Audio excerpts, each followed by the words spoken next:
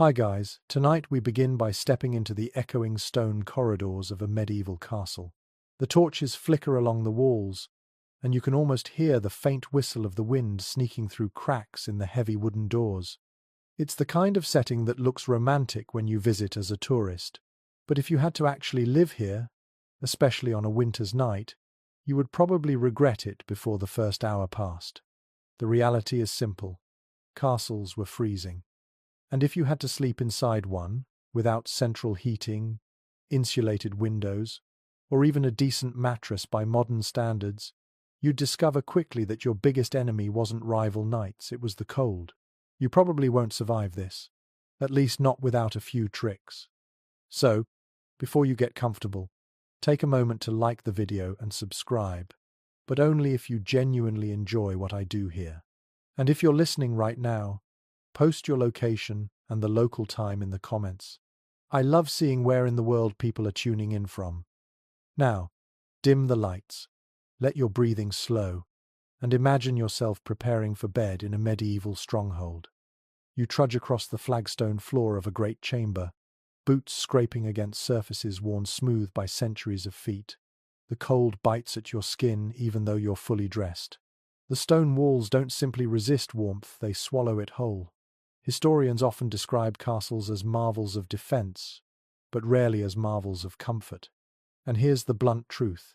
Those same thick walls that could shrug off a battering ram also trapped cold air like a giant refrigerator. Once the sun dropped, the inside temperature plummeted almost as quickly as the outside. You'd notice your breath forming clouds in front of your face. The air inside feels heavy, damp, and unwelcoming. Castles were designed to keep enemies out, not to keep the chill away. The architects thought about moats, drawbridges, arrow slits, but insulation wasn't really on their blueprints. A mainstream fact worth remembering is that many castles in northern Europe were strategically placed on windswept hills. From a military standpoint, that was brilliant.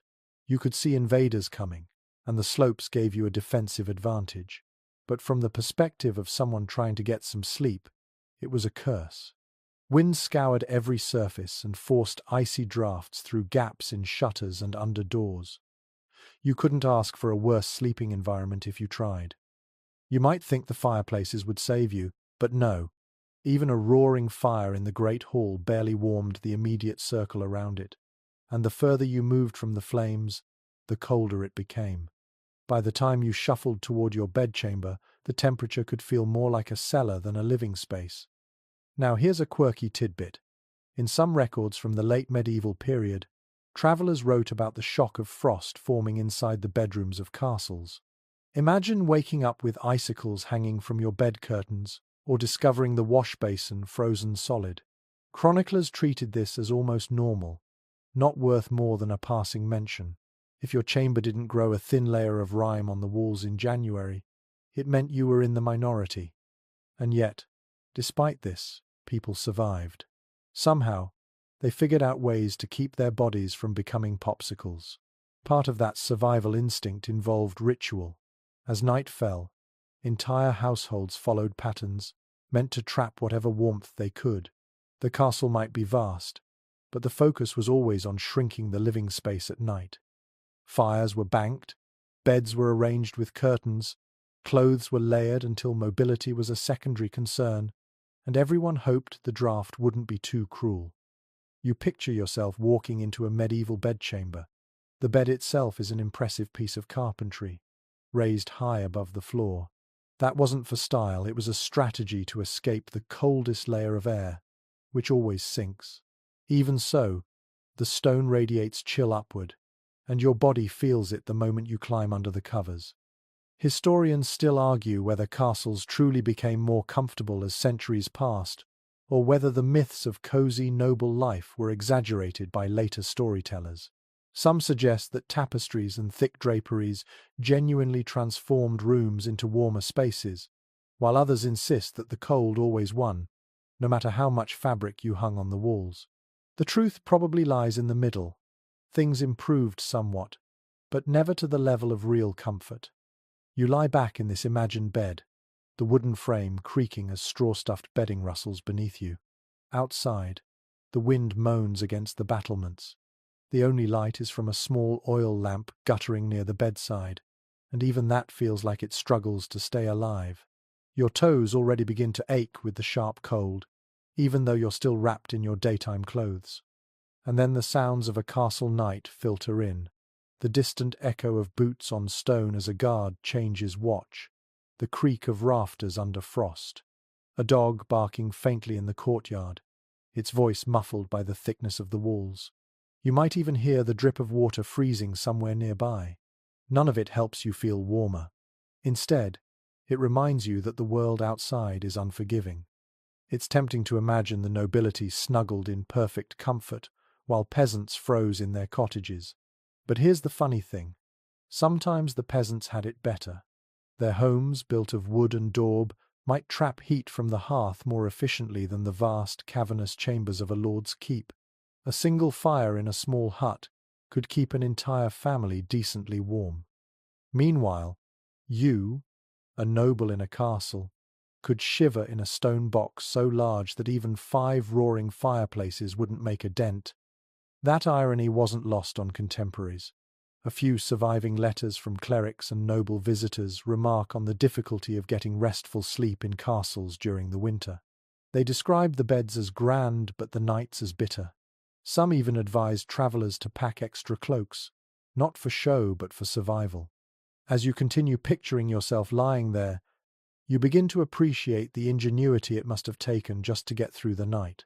You didn't simply crawl under a blanket and hope for the best. You layered fabrics, stacked furs, pulled curtains tight, and sometimes even shared your bed with companions, human or otherwise. Every step was about creating microclimates, little zones of warmth in an environment designed by nature and architecture to be relentlessly cold. The experience reshapes how you think about medieval life. These people weren't just warriors and lords, monks and maidens, they were survivalists. Every bedtime was a test, every winter a trial.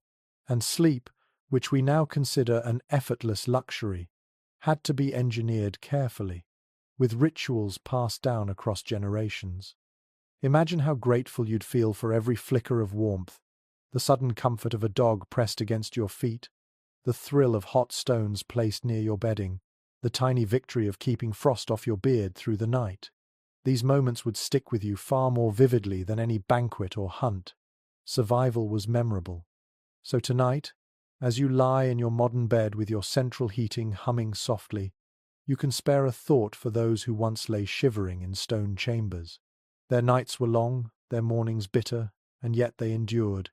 They found a way to sleep in places that should have been uninhabitable. That ingenuity is what we'll continue to explore, layer by layer, trick by trick, as this story carries you deeper into the medieval night. You step into the great hall now, the beating heart of any medieval castle. If the bedchamber was a tomb of stone and draughts, this place is at least alive with flickers of warmth. Long trestle tables stretch across the floor, their wooden surfaces polished by countless elbows and tankards. The air smells of roasted meat, spilt ale, damp wool, and smoke that never fully leaves the rafters. The fire in the central hearth roars brightly, a defiant square of orange heat against the creeping winter darkness. This is where the castle felt most alive after sunset. People gathered here not only for food, but also to absorb as much warmth as possible before retreating to their icy chambers. Servants dart back and forth carrying trenchers of bread, jugs of ale, and great platters of steaming pottage. Dogs scavenge underfoot, tails wagging, hoping for scraps. The hall is loud, almost raucous, with laughter, song, and the clattering of knives against plates. For a little while, you forget that outside the wind howls across the battlements and frost is forming on the windows. Here's the plain fact. The Great Hall was the only space in most castles where heating was even remotely successful. A huge open hearth dominated the centre or end of the room, and the fire was fed almost constantly in winter. Logs, sometimes entire tree trunks, were hauled in to keep it going. If you had rank, you claimed a seat near it, basking in that golden glow while servants or less fortunate souls shivered along the edges. But here's the catch. Even in this grand room, the heat only travelled so far. The farther you sat from the flames, the colder the air became, until it felt as though the walls themselves breathed out frost. Heat rose upward, trapped in the smoke-stained rafters, while those on the floor wrapped themselves in cloaks and huddled together. In truth, only a lucky few were ever warm, and everyone else pretended to be. One quirky tidbit that chroniclers mention is that feasts sometimes doubled as strategic heating sessions. Nobles scheduled their largest gatherings during the bitter months, knowing that the body heat of hundreds of guests combined with the fire would turn the great hall into something approaching cozy. In some accounts, it's even said that servants were told to stand closer together simply to generate extra warmth. You could say that feasting was as much about survival as it was about merrymaking. But the glow of the hall didn't last. When the feast wound down, the minstrels packed away their instruments, and the guests staggered off to their beds. The fire was eventually allowed to burn low. Embers glowed red, a last stand against the cold, and shadows grew long on the stone walls. That heat you clung to during the evening dissipated quickly. Within an hour or two, the great hall itself would fall back into frigid silence. Imagine yourself now. You're lingering by the fire, unwilling to leave, stretching your hands to soak up every last spark of warmth. Your cheeks glow hot, but the back of your body already feels the cold creeping in, reminding you of what waits upstairs. The smoke stings your eyes and clings to your hair, but you still dread the moment when you have to climb the spiral staircase to your chamber. Historians still debate whether some castles developed more sophisticated heating systems for their great halls. A few argue that vents and flues allowed the warmth to circulate, especially in later centuries. Others suggest this is wishful thinking, pointing out that medieval building technology simply didn't prioritize comfort.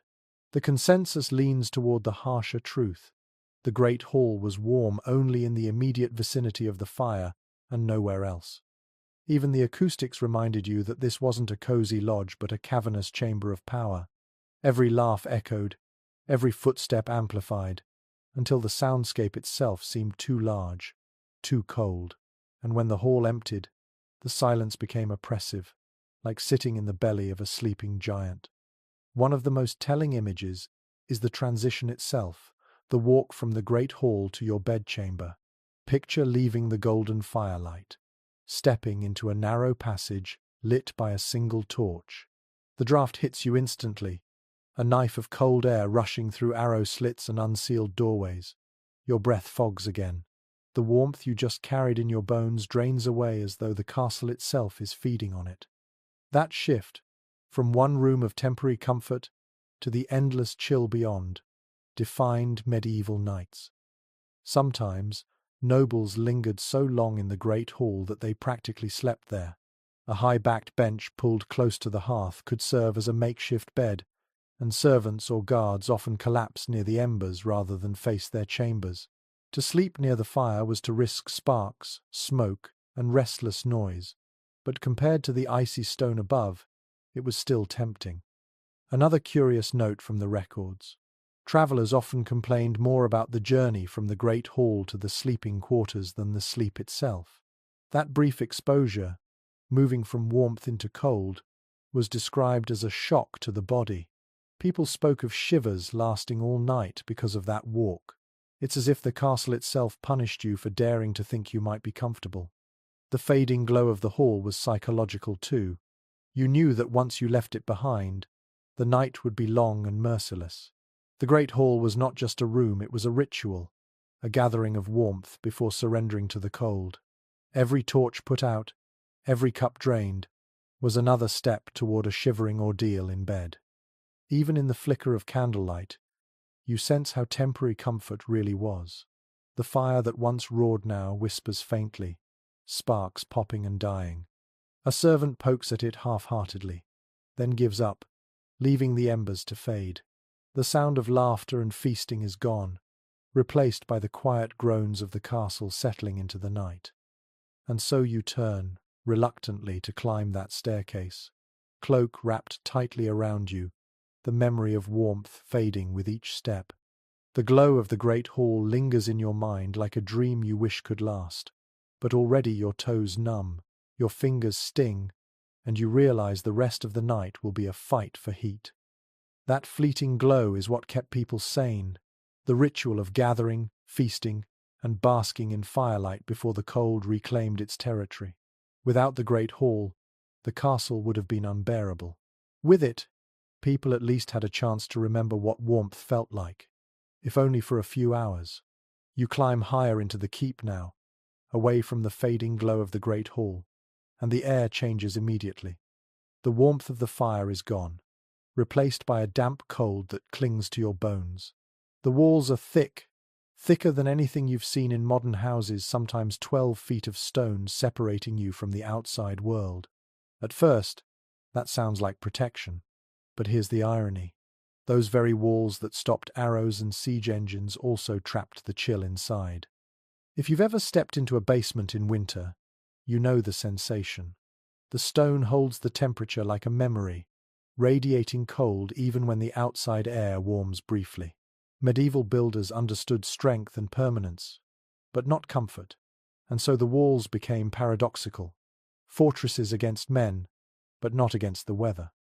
One fact historians agree on is that castles rarely warmed beyond a narrow radius around the hearth. A fire blazed, smoke curled upward, but step just 10 feet away, and you were already in an icebox again. Written accounts from the 13th and 14th centuries describe noble families sitting directly in front of the flames, cloaks pulled over their heads, while behind them servants stamped their feet to keep circulation going. The fire created a bubble of tolerable heat, but the stone around it refused to yield. Now, a curious note from travellers' journals. Some complained that the walls themselves sweated. Moisture condensed on the cold stone and ran down in streaks, making chambers damp and unpleasant.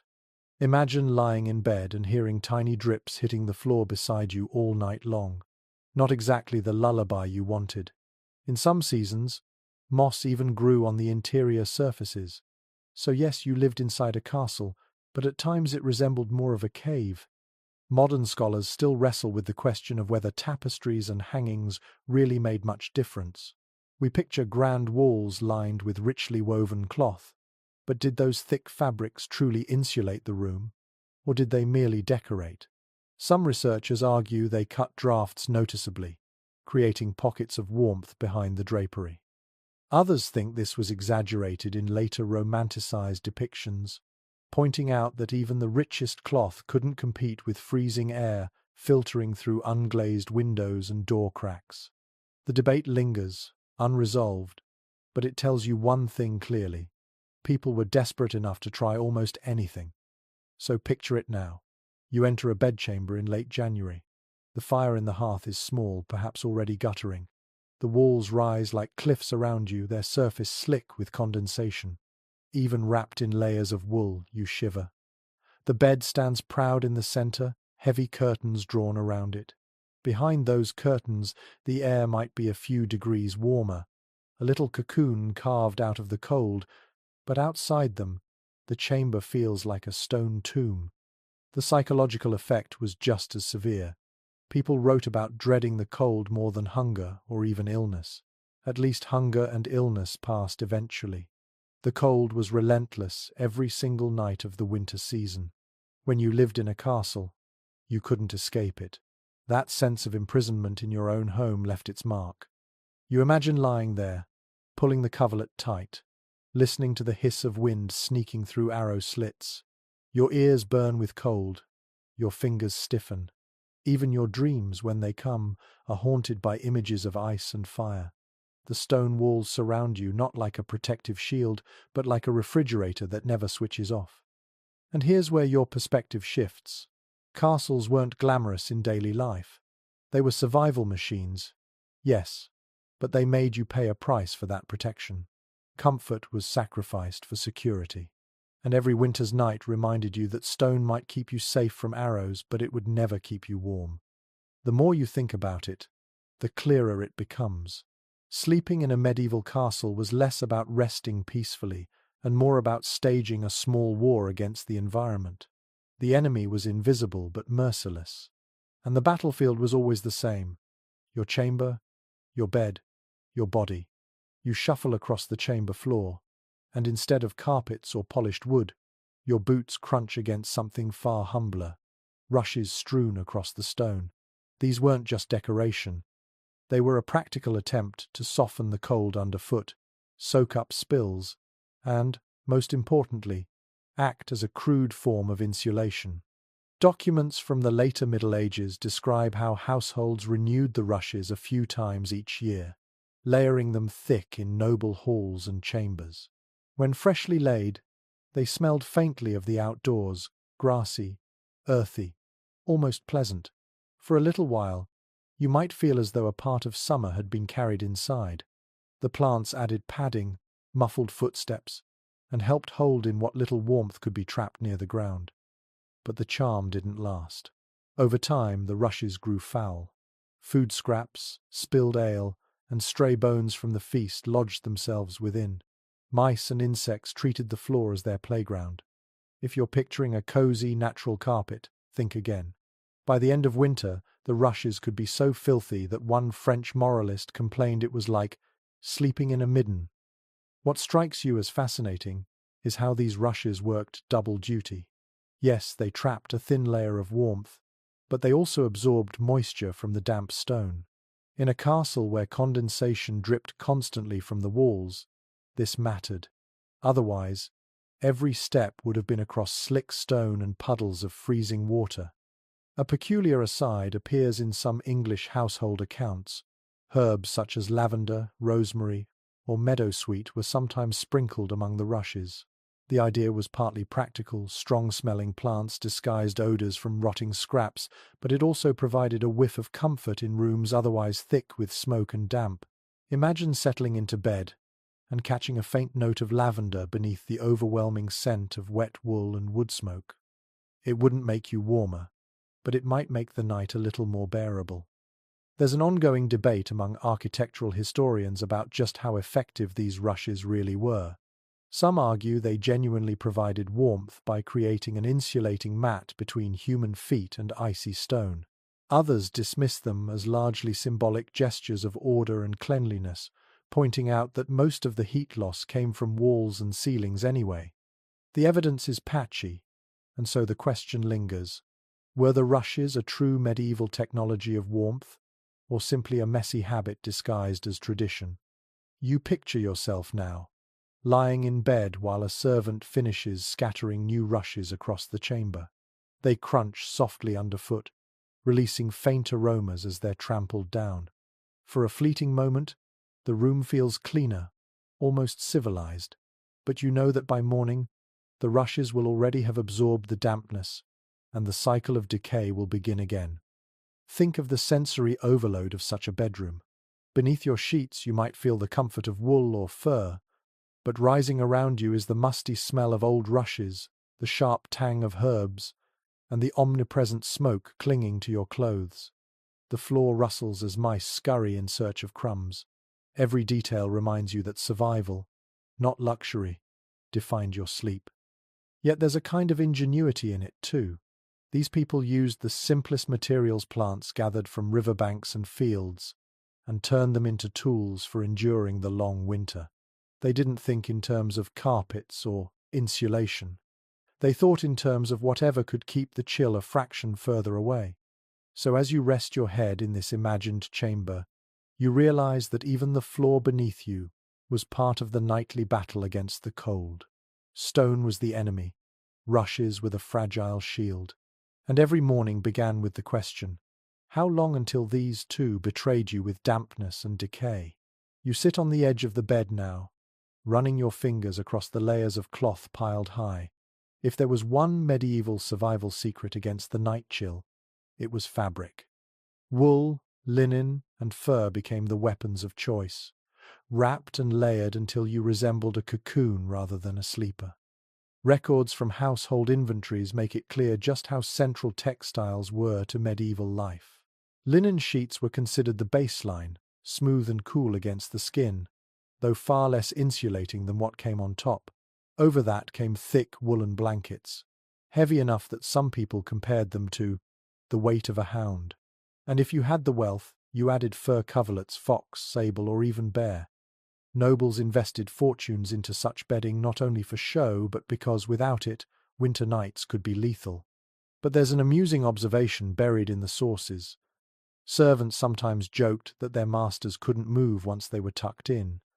So many layers pinned them down that turning over required a monumental effort. Imagine being swaddled in 5 or 6 heavy blankets, so tightly tucked that you either lay still or risked pulling the covers off and freezing. Warmth came at the cost of mobility, a trade-off most were willing to make. Fur deserves special attention. Beyond luxury, it was genuinely practical. Arctic fox pelts, marten skins, and sheepskin all provided dense warmth. One chronicler describes a noblewoman in Burgundy who refused to travel without her ermine-lined bed covers, even in summer, because she feared catching chills at night. To us it sounds absurd, but in an age where drafts sliced through every room, paranoia about cold was entirely rational. A strange custom pops up in certain households. Some people believed sleeping under too much linen was unhealthy, because linen was thought to draw out the body's heat. To balance this, they deliberately layered wool or fur above and below, creating what we might call a textile sandwich. The idea was that linen cooled, wool heated, and fur trapped it all in. Whether the theory worked scientifically is doubtful, but it shows how people mixed folklore with practical comfort. Scholars continue to puzzle over the social meaning of these textiles. Was fur really about survival, or was it mostly status signaling? On one hand, inventories prove that wealthy nobles collected enormous numbers of fur coverlets. On the other hand, poor families survived without them, relying on coarse wool instead. Some historians argue that furs were primarily symbols of power and rank, while others maintain they were a crucial necessity in drafty castles. The truth likely sat somewhere in between. They were both life-saving tools and markers of prestige. Now imagine yourself beneath these layers. The wool itches faintly against your skin, rougher than modern textiles. Above that, the fur feels dense and almost suffocating, but at least it keeps the cold at bay. The blankets press you into the straw mattress with their sheer weight. You shift, but only slightly. Any bigger movement would invite icy air into the cocoon. Your breath warms the space around your face, while the rest of you relies entirely on the barrier of cloth. The silence of the room amplifies every sensation: the rustle of linen, the coarse scratch of wool, the faint musky odor of animal pelts. There's something intimate and primal about it. You are wrapped in the skins and fibers of the natural world, every thread and hair a reminder that survival depends on turning the environment itself into armor. And in that thought lies the essence of medieval sleep. To rest was to build a fortress inside a fortress, not with battlements and moats, but with sheets and furs. Each night you barricaded yourself against the cold with whatever textiles you could muster. Without them, even the most magnificent castle chamber would feel like the inside of a crypt. So as you lie there in this imagined cocoon, you begin to understand the nightly ritual. Gather layers, weigh yourself down, and hope they hold until morning. The cold might rattle the shutters, creep through the stones and swirl around your bed, but inside the fortress of fabric, you stood a fighting chance. The bed itself was more than a piece of furniture. It was a machine designed to create a small, livable climate inside an otherwise hostile room. When you draw back the heavy curtains of a medieval four-poster, you aren't just peeking into someone's private sleeping space. You're stepping into a micro-world built for survival. Detailed inventories from noble households show how important these great beds were. Unlike the simple pallets of peasants, these frames rose off the ground, tall as a person, carved from oak or walnut. The posts stood like pillars, often ornately decorated, and stretched upward to support a canopy. That canopy wasn't only decorative, it was practical. By draping curtains down the sides, you trapped your own body heat inside. It turned an icy chamber into something faintly resembling warmth. Think of it like a medieval tent inside your bedroom. Once the curtains were closed, the difference could be dramatic. The heat from your breath, from your body, from the thick bedding, all collected within. In a drafty room where the temperature might hover just above freezing, those extra few degrees could mean the difference between a miserable night and something tolerable. There's an oft-cited record from a French duchess who travelled with her bed dismantled and packed on carts. Why go to that trouble? Because the bed wasn't just furniture, it was life support. To sleep in an unfamiliar castle or abbey without your own canopy and curtains was to risk shivering all night long. A curious detail crops up in some English sources. The curtains themselves were sometimes waxed or lined with oiled cloth to block drafts more effectively. Imagine pulling those curtains closed, the fabric heavy, faintly smelling of beeswax or resin. They didn't just block the cold, they also created darkness, muffling sound and light, giving the illusion of privacy in rooms that were rarely truly private. Modern scholars still discuss how effective these beds really were. Did they genuinely warm sleepers, or do later romantic depictions exaggerate their usefulness? Archaeological evidence suggests the curtains were thick and layered, so there's reason to believe they worked. Yet some argue the warmth was psychological as much as physical, the feeling of being enclosed, sheltered, hidden away from the cavernous cold. The debate continues, but what remains certain is that people believed in their importance so strongly that portable beds became a noble necessity. Now, picture yourself sliding into one. The bed creaks under your weight, the straw mattress rustles, and then you reach to pull the curtain closed. Instantly, the air feels different, still cold. Yes, but no longer assaulted by drafts from the arrow slits. Your breath fogs less quickly. Your body relaxes into the layered covers, and you sense that you might actually fall asleep.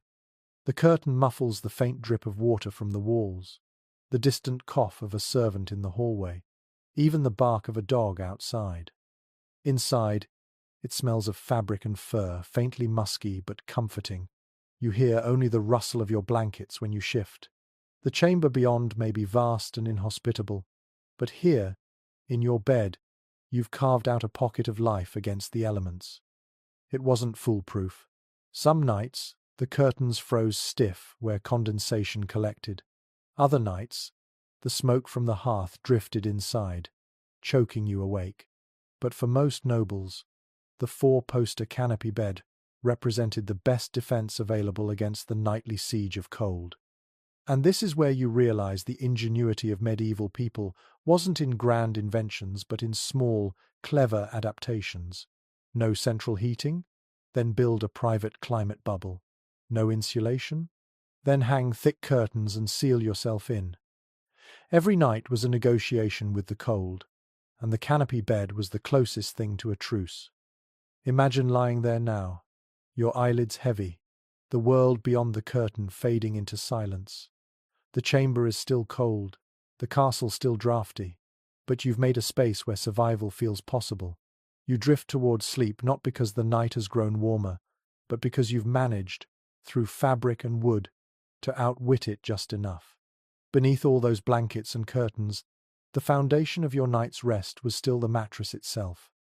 What lay under you could determine whether you passed the night in some level of comfort, or whether you woke aching, frozen, and cranky. In the Middle Ages, bedding came in many forms, but two stood out: the feather bed and the straw tick. The feather bed was the luxury choice. Imagine sinking into a sack stuffed with goose or duck feathers, soft and pliable, cradling your body with warmth. Inventories from noble estates often list multiple feather beds, carefully stored and moved with the household whenever the lord travelled. A well-stuffed feather mattress could be so thick that one sat nearly a foot above the bed frame, a bouncy cushion in an otherwise unforgiving chamber. Families prized them, guarded them, and passed them down as treasured possessions. They weren't simply comfortable, they were symbols of status. But here's a twist. Feather beds could also become suffocatingly hot, trapping body heat until sleepers woke drenched in sweat, even in winter. One amusing complaint survives from a 15th century letter where a guest moaned that his host's bed swallowed him like a goose in a pot. Too many feathers meant you sank too deep, and instead of gently cushioned sleep, You spent the night struggling to crawl back to the surface. For most people, though, the reality was a straw tick, a large sack filled with straw, hay, or reeds, stuffed until it formed a crude mattress. Peasants used them, soldiers used them, and even castles filled their lesser chambers with them. They were cheap, easy to refill, and moderately effective at lifting you off the icy floor.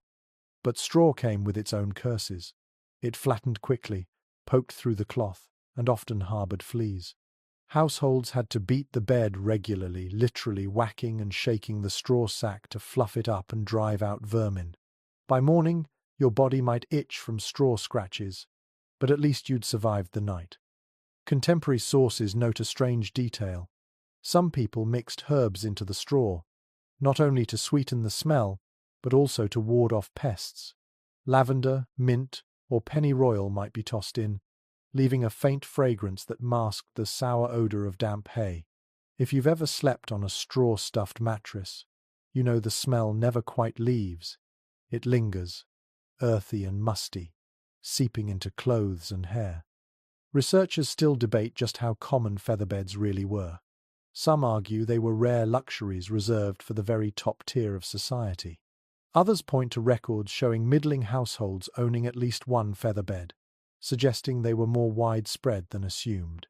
The disagreement comes down to patchy evidence, but what it reveals is that sleeping surfaces mattered deeply enough to be meticulously recorded. Imagine yourself lying down on a straw tick in a drafty chamber.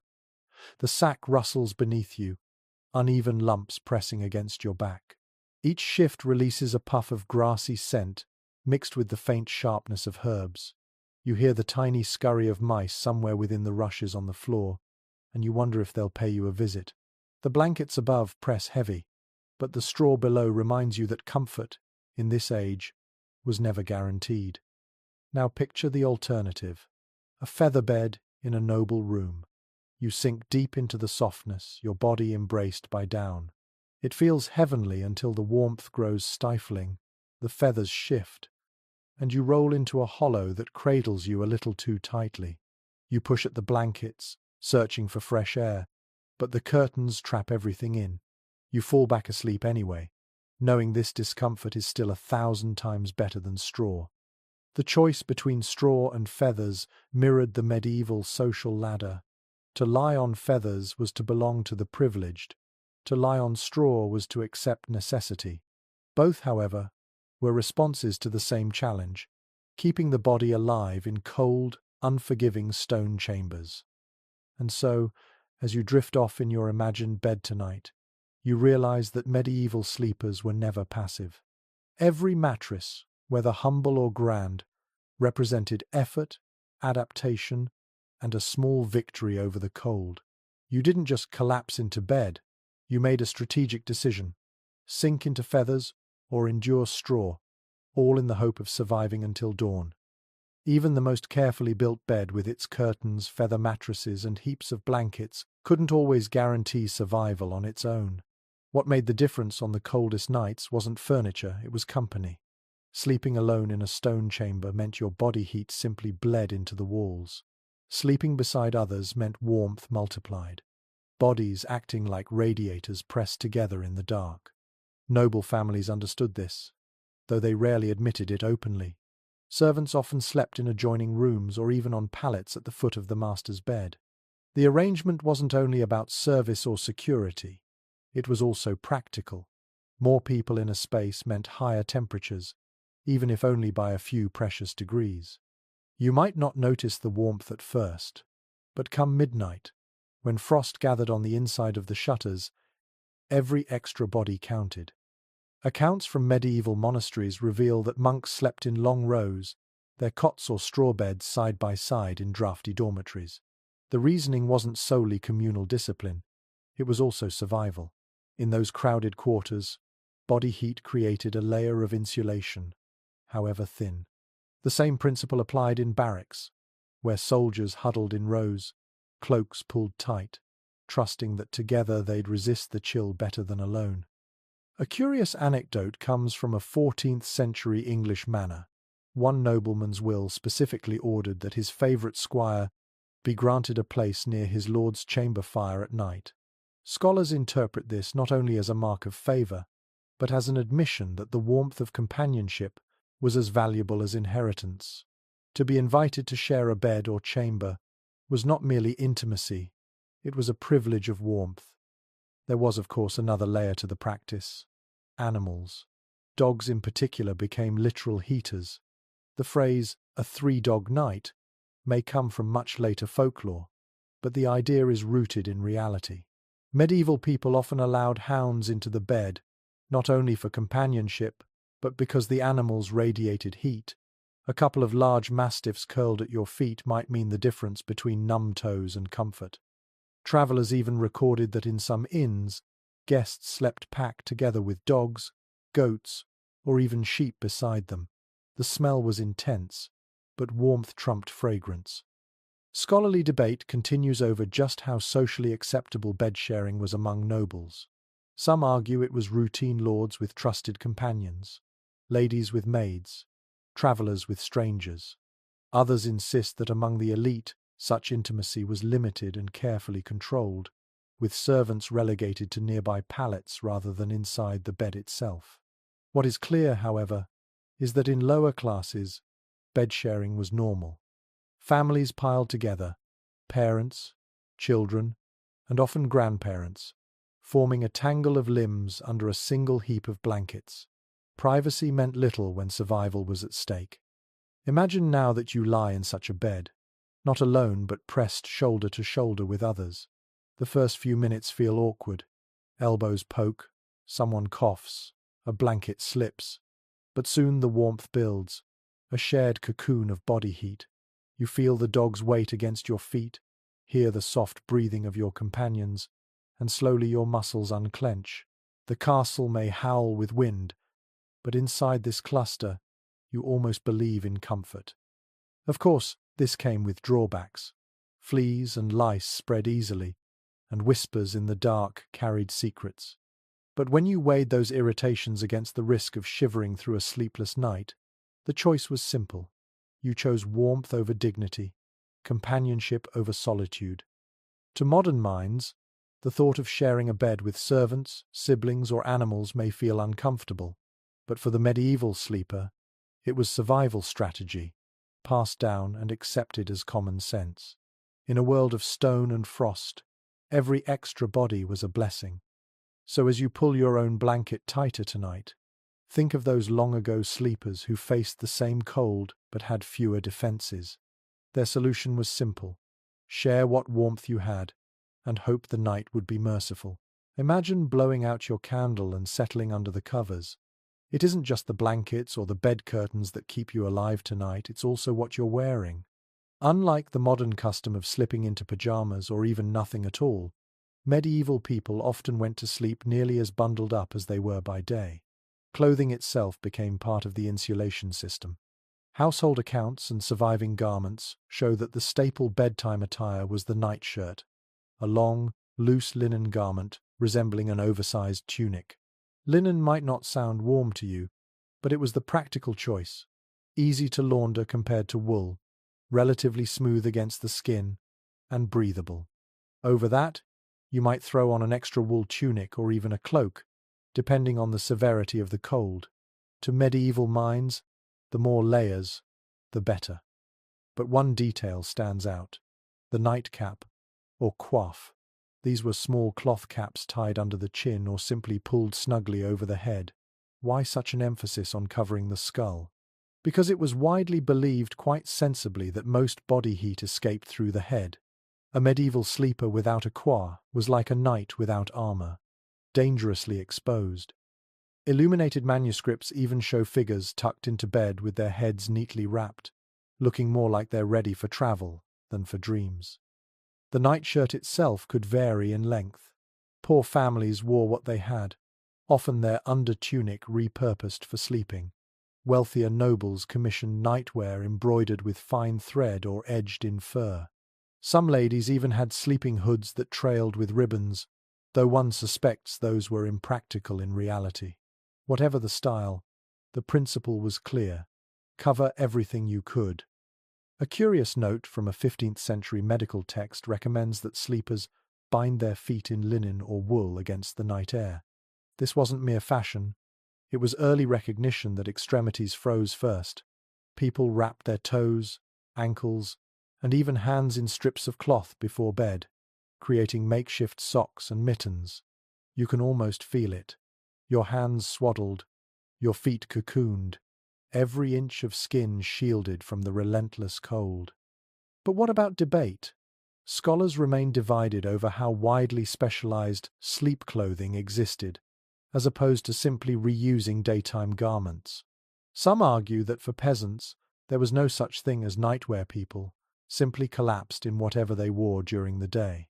Others point to wills and inventories that mention night linens, specifically, suggesting that at least for the middle and upper classes, distinct sleep attire was normal. Both views hold truth depending on rank and region, but all agree that covering up at night was non-negotiable. Now picture yourself preparing for bed in this way. You strip off your heavier outer layers, slip into a long linen shirt, and tug a cap snugly over your ears. The air nips at your neck until you pull the blankets up. Every fiber of fabric adds a tiny layer of defense, and together they form a cocoon. The bed might be drafty, the room freezing, but at least your body has become a fortress of cloth. The sensory details are vivid. The linen is cool and faintly scratchy at first, warming as your skin heats it. The wool smells faintly of sheep and lanolin, earthy but reassuring. Your cap presses gently around your head, muting sound and making you feel enclosed. You wriggle into position, swaddled like a parcel, and wait for sleep to come. There was another reason for night clothes beyond warmth: modesty.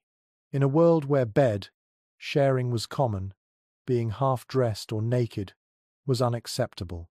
Even married couples were often depicted in manuscripts wearing caps and long shirts in bed.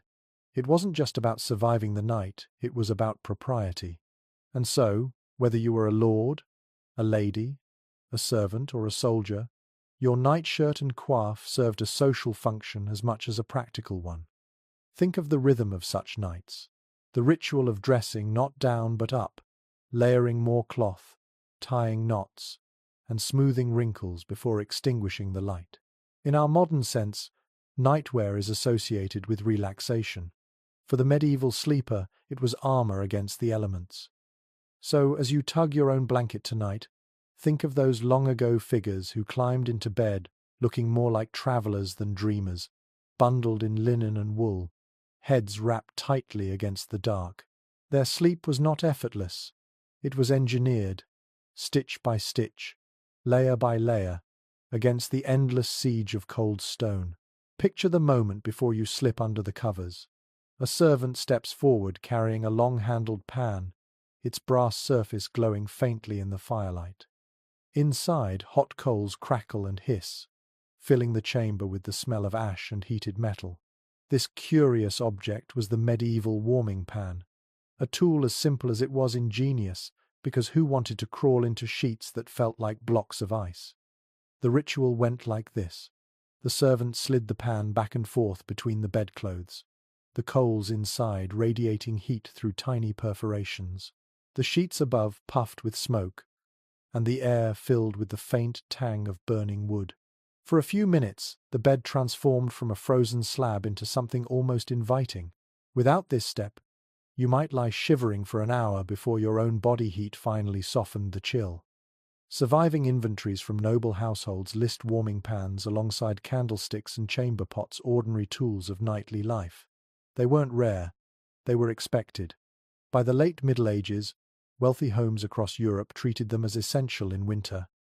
A chamber without one was either neglected or occupied by someone low enough in status not to merit the luxury. But these pans carried hazards too. Contemporary letters complain of sheets scorched black or even set ablaze when servants left the pan in one place too long. Imagine sliding into bed only to discover a smoking hole where your linen should be. There are stories half comical, half tragic of noblemen springing from bed in the middle of the night because sparks from a warming pan had caught the blankets.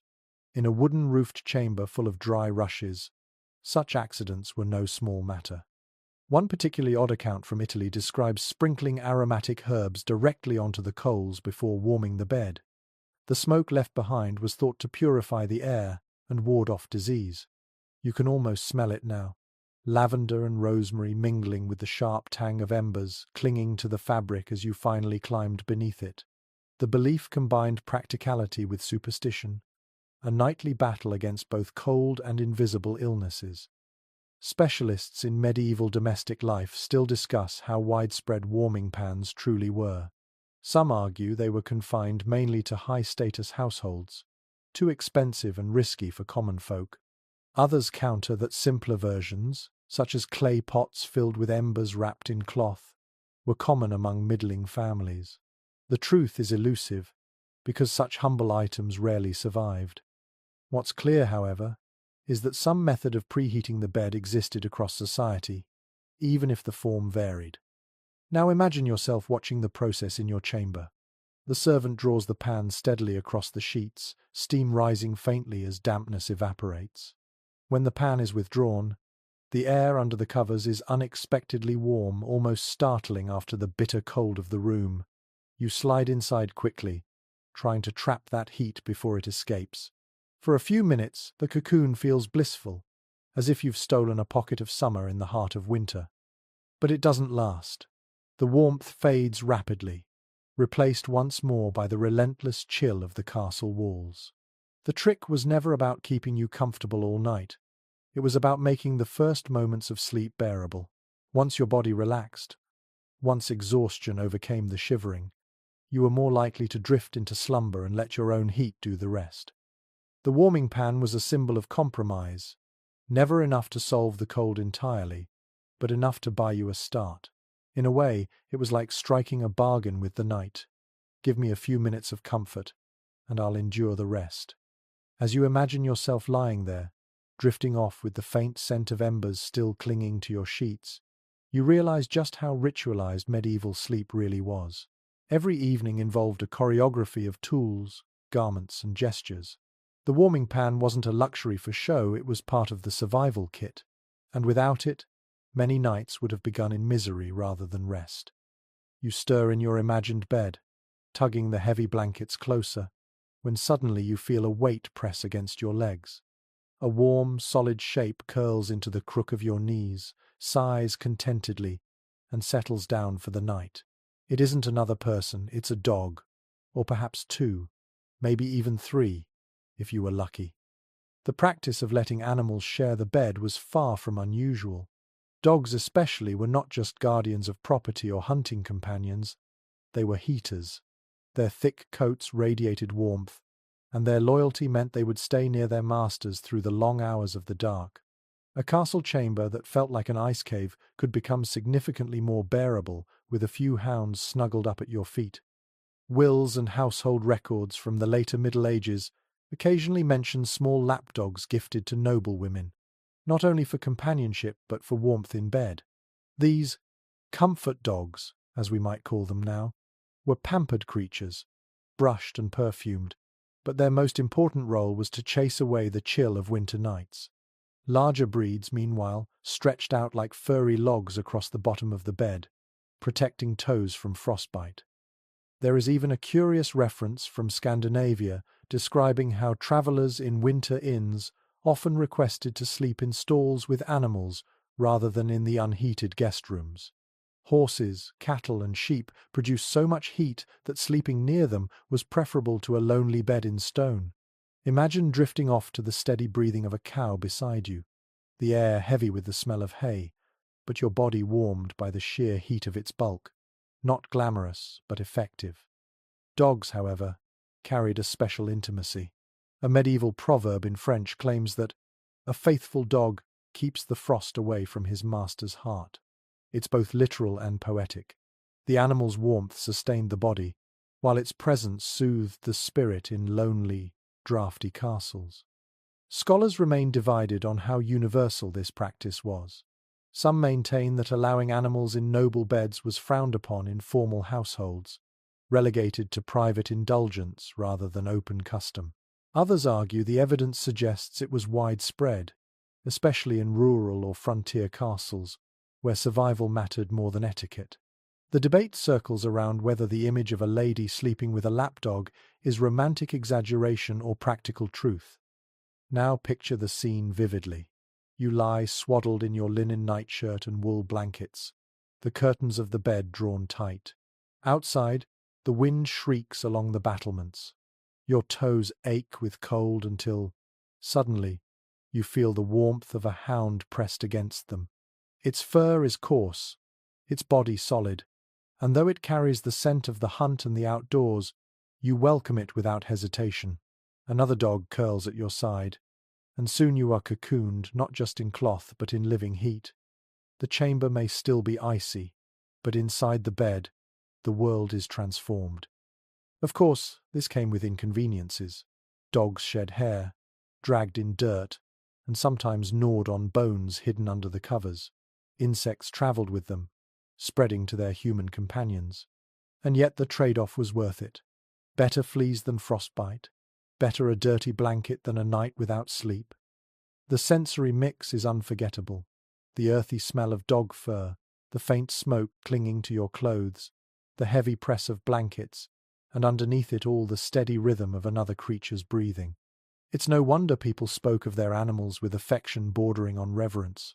To share warmth was to share survival.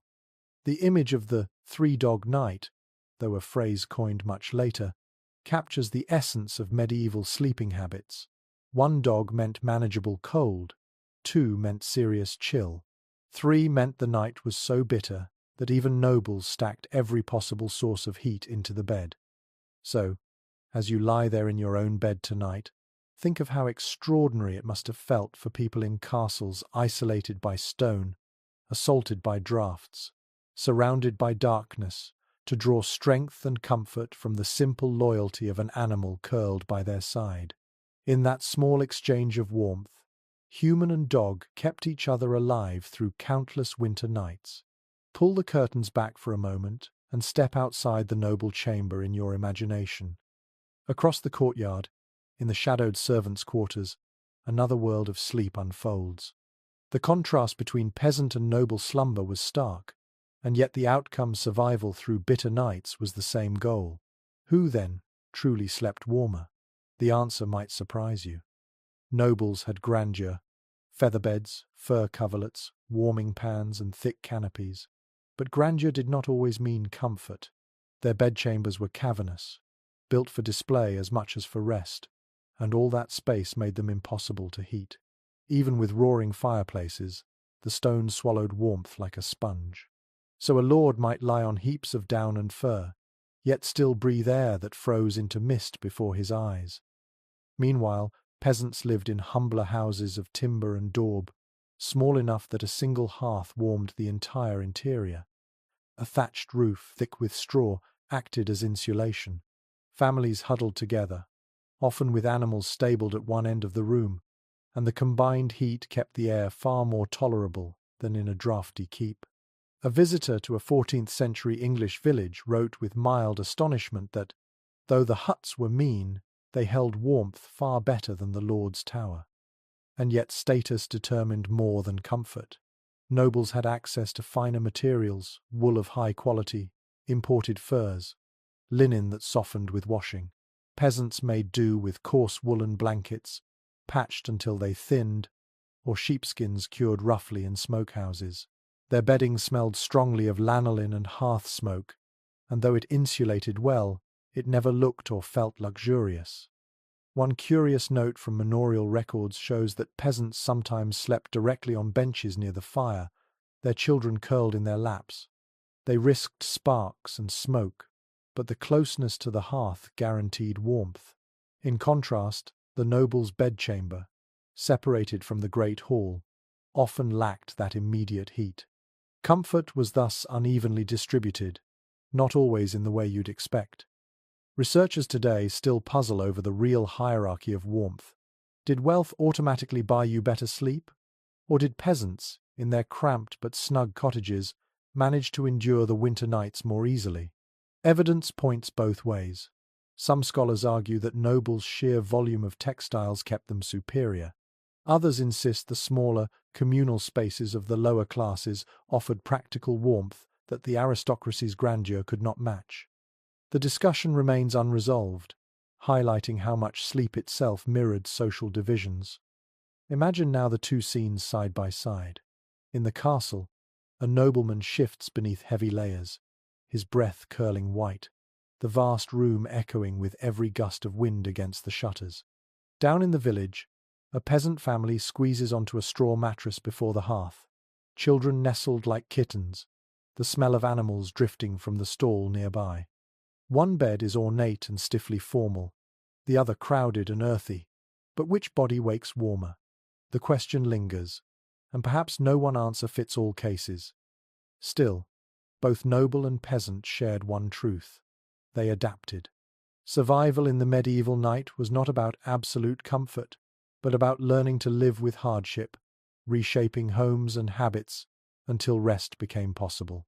Nobles may have flaunted luxury, peasants may have relied on closeness and simplicity, but all slept under the same winter stars, shivering and dreaming their way toward morning. As you drift in your own warm bed tonight, you can sense the irony. Status determined the trappings, but not always the quality, of medieval sleep. Sometimes the humblest hut held more genuine warmth than the grandest hall. You might think that once a bed was established in a noble chamber, it never moved. After all, these beds were massive objects, heavy with carved posts and curtains. But in practice, families often shifted where they slept according to the season. Bedrooms were not fixed, timeless sanctuaries. They were flexible spaces, chosen for their relationship to sunlight, fire, and wind. In other words, you chased the sun in winter and fled it in summer. Documents from noble estates reveal this habit plainly. Some castles had winter chambers and summer chambers, not because people wanted a change of scenery, but because the physics of warmth demanded it. In cold months, families moved into rooms with southern exposure, where the weak sun struck through the windows for a few precious hours each day. The walls there stored a little more heat, the air felt a little less hostile, and waking up wasn't quite so brutal. Come summer, they abandoned those sunlit spaces and retreated into north-facing rooms, darker and cooler. There is a well-documented example in the accounts of Edward IV's household, where entire beds and furnishings were moved seasonally. Servants carried feather beds, linens, and tapestries from one chamber to another, creating temporary nests wherever the king chose to rest. It was a logistical ordeal, but for those living in stone palaces, mobility was essential to survive. A curious note survives from a Burgundian courtier who complained in a letter that he lost his chamber to the frost one year. The walls, he said, grew so damp and cold that he refused to sleep there, choosing instead a narrower room facing the rising sun. His phrasing reminds us that in castles, the building itself was an adversary. Rooms were conquered by cold, surrendered, and retaken with the seasons. Archaeologists and architectural historians still debate whether every castle truly offered multiple seasonal chambers or whether this was a luxury of the grandest estates. Some argue that the majority of castles had only a few suitable rooms for sleeping, forcing residents to endure the cold where they were. Others insist that evidence of window placements, fireplaces, and surviving records shows intentional design for seasonal living. The argument remains unresolved, but the image is persuasive. A noble family migrating within its own walls, like birds shifting nests as the weather turned. Now imagine yourself following this routine. In autumn, you begin to eye the sunlit side of the keep, knowing that soon the long nights will demand every advantage. Servants dismantle your bed, hauling frame, mattress, and hangings piece by piece. The sound of carpenters adjusting posts echoes in the new chamber, while tapestries are hammered into place to block drafts. By the time the first frost comes, you are tucked into a room that at least greets you with pale shafts of morning light. The sensory detail is vivid. You wake to the thin warmth of the sun filtering through shutters, the smell of woolen curtains freshly rehung, and the faint sound of servants sweeping rushes across the floor of your relocated chamber. The shift does not eliminate the cold, it simply manages it, turning unbearable into survivable. Peasants, too, shifted their sleeping spaces seasonally, though less formally. Families might sleep close to the hearth in winter, crowding around the fire in one room, and then retreat to lofts or barns in summer, where the air was cooler. In both castles and cottages, sleep was mobile, dictated by the elements rather than interior design. This practice reminds you that medieval life had little of our modern notion of fixed bedrooms. A bedroom wasn't a permanent, sacred space, it was a temporary camp within the larger fortress of stone. Beds were moved, chambers rotated, and life adapted in rhythm with the seasons. The castle was alive, reshaped by light and temperature, its inhabitants shifting like nomads within its walls. And so you see another truth of medieval sleep. It was dynamic, not static. The fight against cold demanded movement, planning, and constant adjustment. You did not sleep where you wanted. You slept where the sun, the wind, and the damp permitted. And each year, as the earth turned, you began that cycle again. Stand for a moment by the narrow window of a medieval chamber and feel the draught slip across your skin. Unlike today's homes, with their glass panes and sealed frames, castle windows were vulnerable holes in the wall. They were defenses against arrows but invitations to the wind. Without glass, without double glazing, without even the notion of insulation, these openings were simply shutters or stretched cloth that kept out little more than rain and birds. Written surveys of medieval households reveal that in many castles, glass was so rare it was reserved for chapels or the lord's private oratory. Ordinary chambers had wooden shutters, thick planks that could be barred from the inside. In summer, they stood open for light and air, but in winter, they shut tight, creaking in the wind. Yet wood alone was no shield against the chill. Cold crept through cracks, and the room grew damp. A practical solution was to stretch cloth across the opening, sometimes linen soaked in oil or wax, to make it translucent and resistant to rain. By day, this allowed a dim, amber glow to enter, soft and hazy, like sunlight through parchment. By night, it dulled the shriek of the wind but never silenced it. The fabric flapped, the frame rattled, and sleepers learned to live with the constant reminder that their fortress was porous. One intriguing reference comes from a 13th-century French household account describing horn windows. Thin slices of animal horn were scraped translucent and set into wooden frames. These provided a crude but sturdier alternative to cloth. They admitted pale light and resisted weather better, though they yellowed quickly and warped. Imagine looking out through such panes, the world blurred as if seen through fogged glass.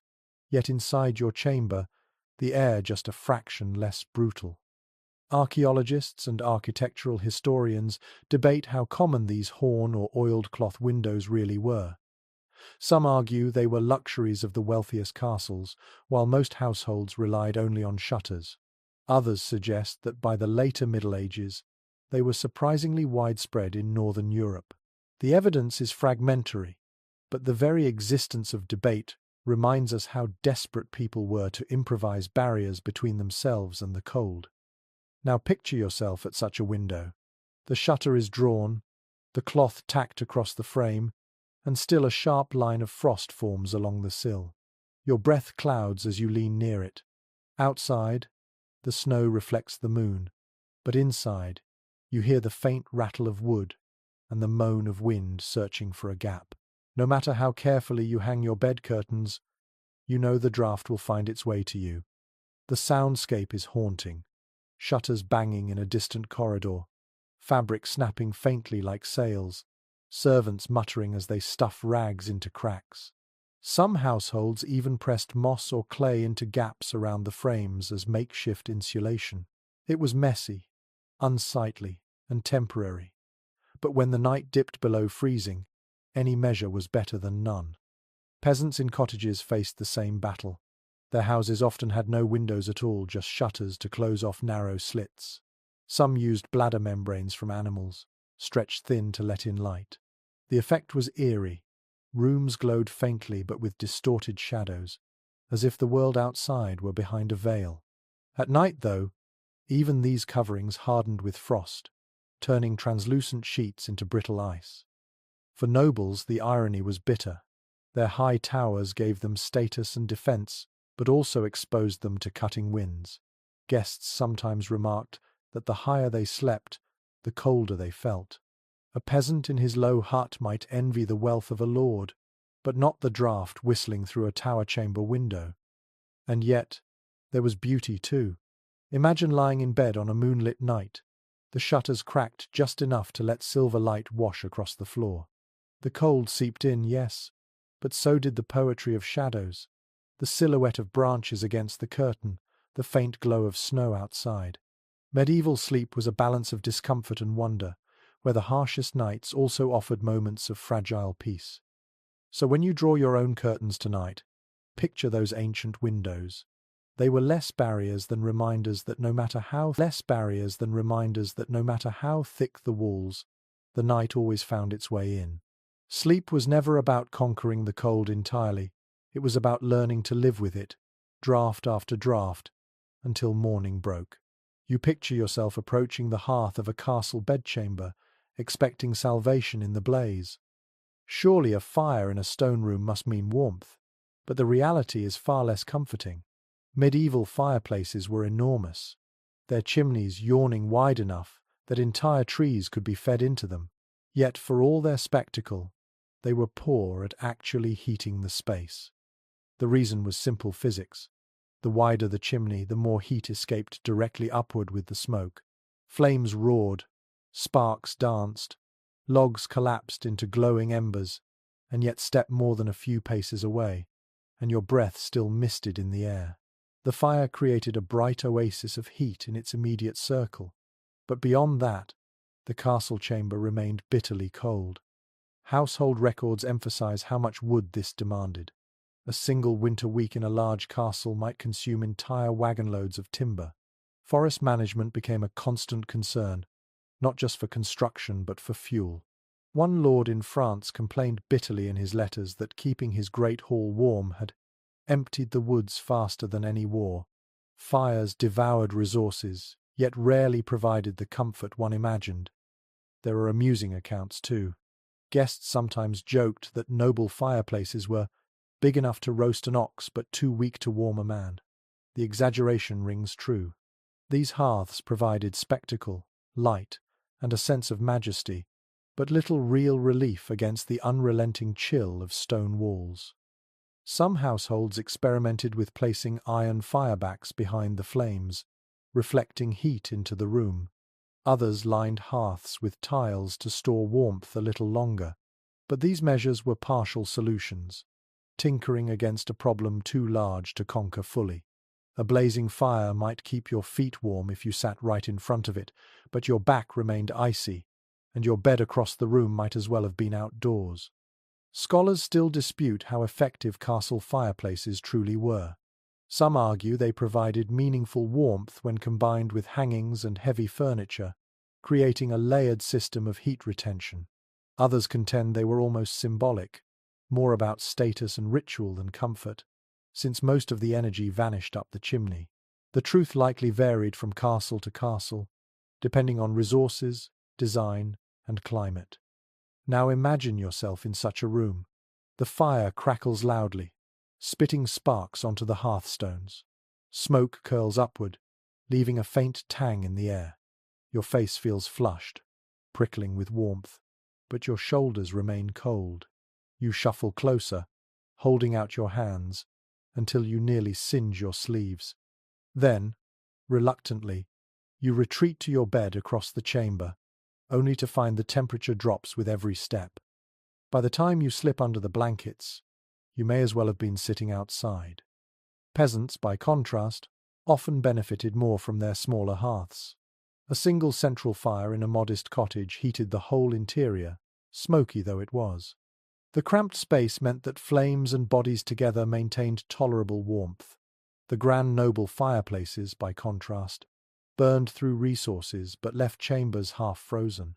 Grandeur once again failed to translate into comfort. And yet the ritual of the fire mattered. It wasn't just about heat, it was about gathering, about light, about the reassurance that at least something pushed back against the darkness. People prayed by the fire, shared stories by it, dozed in chairs beside it. Even when the warmth didn't carry across the room, the glow offered psychological safety, a beacon of life in the cavernous cold. So when you imagine a medieval night, don't think of a roaring fireplace saving you from frost. Think instead of a fragile island of heat in a sea of icy air, comfort that lasted only as long as you stayed near, and comfort that disappeared the moment you climbed into bed. The hearth was a performance as much as a practical tool, and the medieval sleeper learned to be grateful for what little it could give. You lean closer to that glowing fireplace, and for a fleeting moment it feels safe. But then another reality of medieval life asserts itself: smoke. Fireplaces were not clean, efficient machines. They belched fumes, left soot, and filled chambers with a haze that stung the eyes and settled on every surface. To stay warm by fire was to breathe smoke nightly, to accept blackened walls, and to wake with lungs coated in ash. Chroniclers of the time complained bitterly about it. One monk in northern England noted that his cell grew so coated with soot from the hearth that he coughed more than he prayed. Even nobles weren't immune. Court records mention women lamenting ruined gowns and linens discolored by constant smoke exposure. A newly cleaned tapestry might turn grey within a single winter. The architecture made matters worse. Chimneys were wide, crude shafts without the draft control of modern flues. Smoke didn't always rise politely. It drifted, eddied, and clung to the chamber. If the wind blew the wrong direction, it poured back into the room, leaving everyone inside coughing. Imagine trying to fall asleep while smoke burned your throat and your eyes watered. A curious observation from travelers' notes is that some people deliberately smeared their walls with lime or clay, not only to brighten interiors, but to hide the streaks of soot. The black residue never truly left, but at least the illusion of cleanliness could be restored for a little while. The smell, however, was permanent, a mixture of charred wood, damp stone, and burned wool that clung to bedding and clothes. Scholars remain divided over just how tolerable these smoky rooms were. Some argue that medieval people simply adapted. Their bodies and expectations hardened to it. Others insist that even contemporaries recognized the health toll, pointing to repeated complaints in medical treatises about choked air and blackened lungs. Perhaps both are true. People endured because they had no choice, but they never stopped grumbling about it. Now imagine yourself lying in bed after such a night. Your hair smells of smoke, your blankets hold the acrid tang of ash, and when you cough, you taste bitterness on your tongue. The bed curtains trap some of it inside, so even your tiny cocoon carries the ghost of the fire. Your chamber may have been warmer than before, but it came at the cost of fresh air. Peasants fared no better. Their cottages often lacked chimneys altogether. Smoke from the central hearth simply rose and filled the rafters, slowly leaking through the thatch. Children grew up in houses perpetually hazed with smoke, their lungs blackened before adulthood. Yet people saw it as normal. Some even believed the smoke helped preserve the timber roof, keeping insects away. Survival and superstition blended together in every breath. The sensory experience was overwhelming. Your skin prickled from soot particles. Your eyes watered constantly, and the rushes on the floor gathered black dust. Servants swept endlessly, though the effort felt futile. Every winter was the same: a battle against smoke, a battle against cold, and the knowledge that you couldn't win one without worsening the other. And yet, despite the discomfort, fire was non-negotiable. No one could survive a castle winter without it. So people made their peace. They hung smoky tapestries proudly. They endured coughing fits. They scrubbed soot from their faces each morning. Warmth demanded sacrifice, and the sacrifice was clean air. So, as you lie in your modern bed tonight, breathing comfortably without thought, consider how extraordinary such luxury is. For medieval sleepers, every warm night meant another smoky morning. Their dreams were steeped in the scent of burning wood. Their lives lived in the shadow of soot. When the fire dimmed and the night stretched on, the only glow left in a medieval chamber often came from a candle. You might imagine this delicate flame as decoration, a touch of ambience, but for many sleepers, the candle was also a source of fragile warmth. A single wick couldn't heat a whole room, of course, but in a world where every flicker counted, even the faintest contribution mattered. Candles in the Middle Ages came in many forms. Wealthy households burned beeswax, which gave a clean, bright flame and filled the air with a faint honeyed scent. These were expensive, reserved for chapels, ceremonies, or noble chambers. More commonly, people used tallow candles, made from rendered animal fat. These smoked, sputtered, and reeked of grease. Imagine drifting off to sleep while the acrid odor of burning tallow thickened the air, mingling with the damp of stone and the musk of wool. Yet candles weren't only light, they generated a surprising amount of heat close by. Place one near your bed curtain, and you might notice the fabric warming slightly to the touch. Some households arranged several candles together on stands, creating clusters of flames that offered both illumination and a pocket of warmth. It was hardly central heating, but it softened the edge of the cold in the immediate circle around them.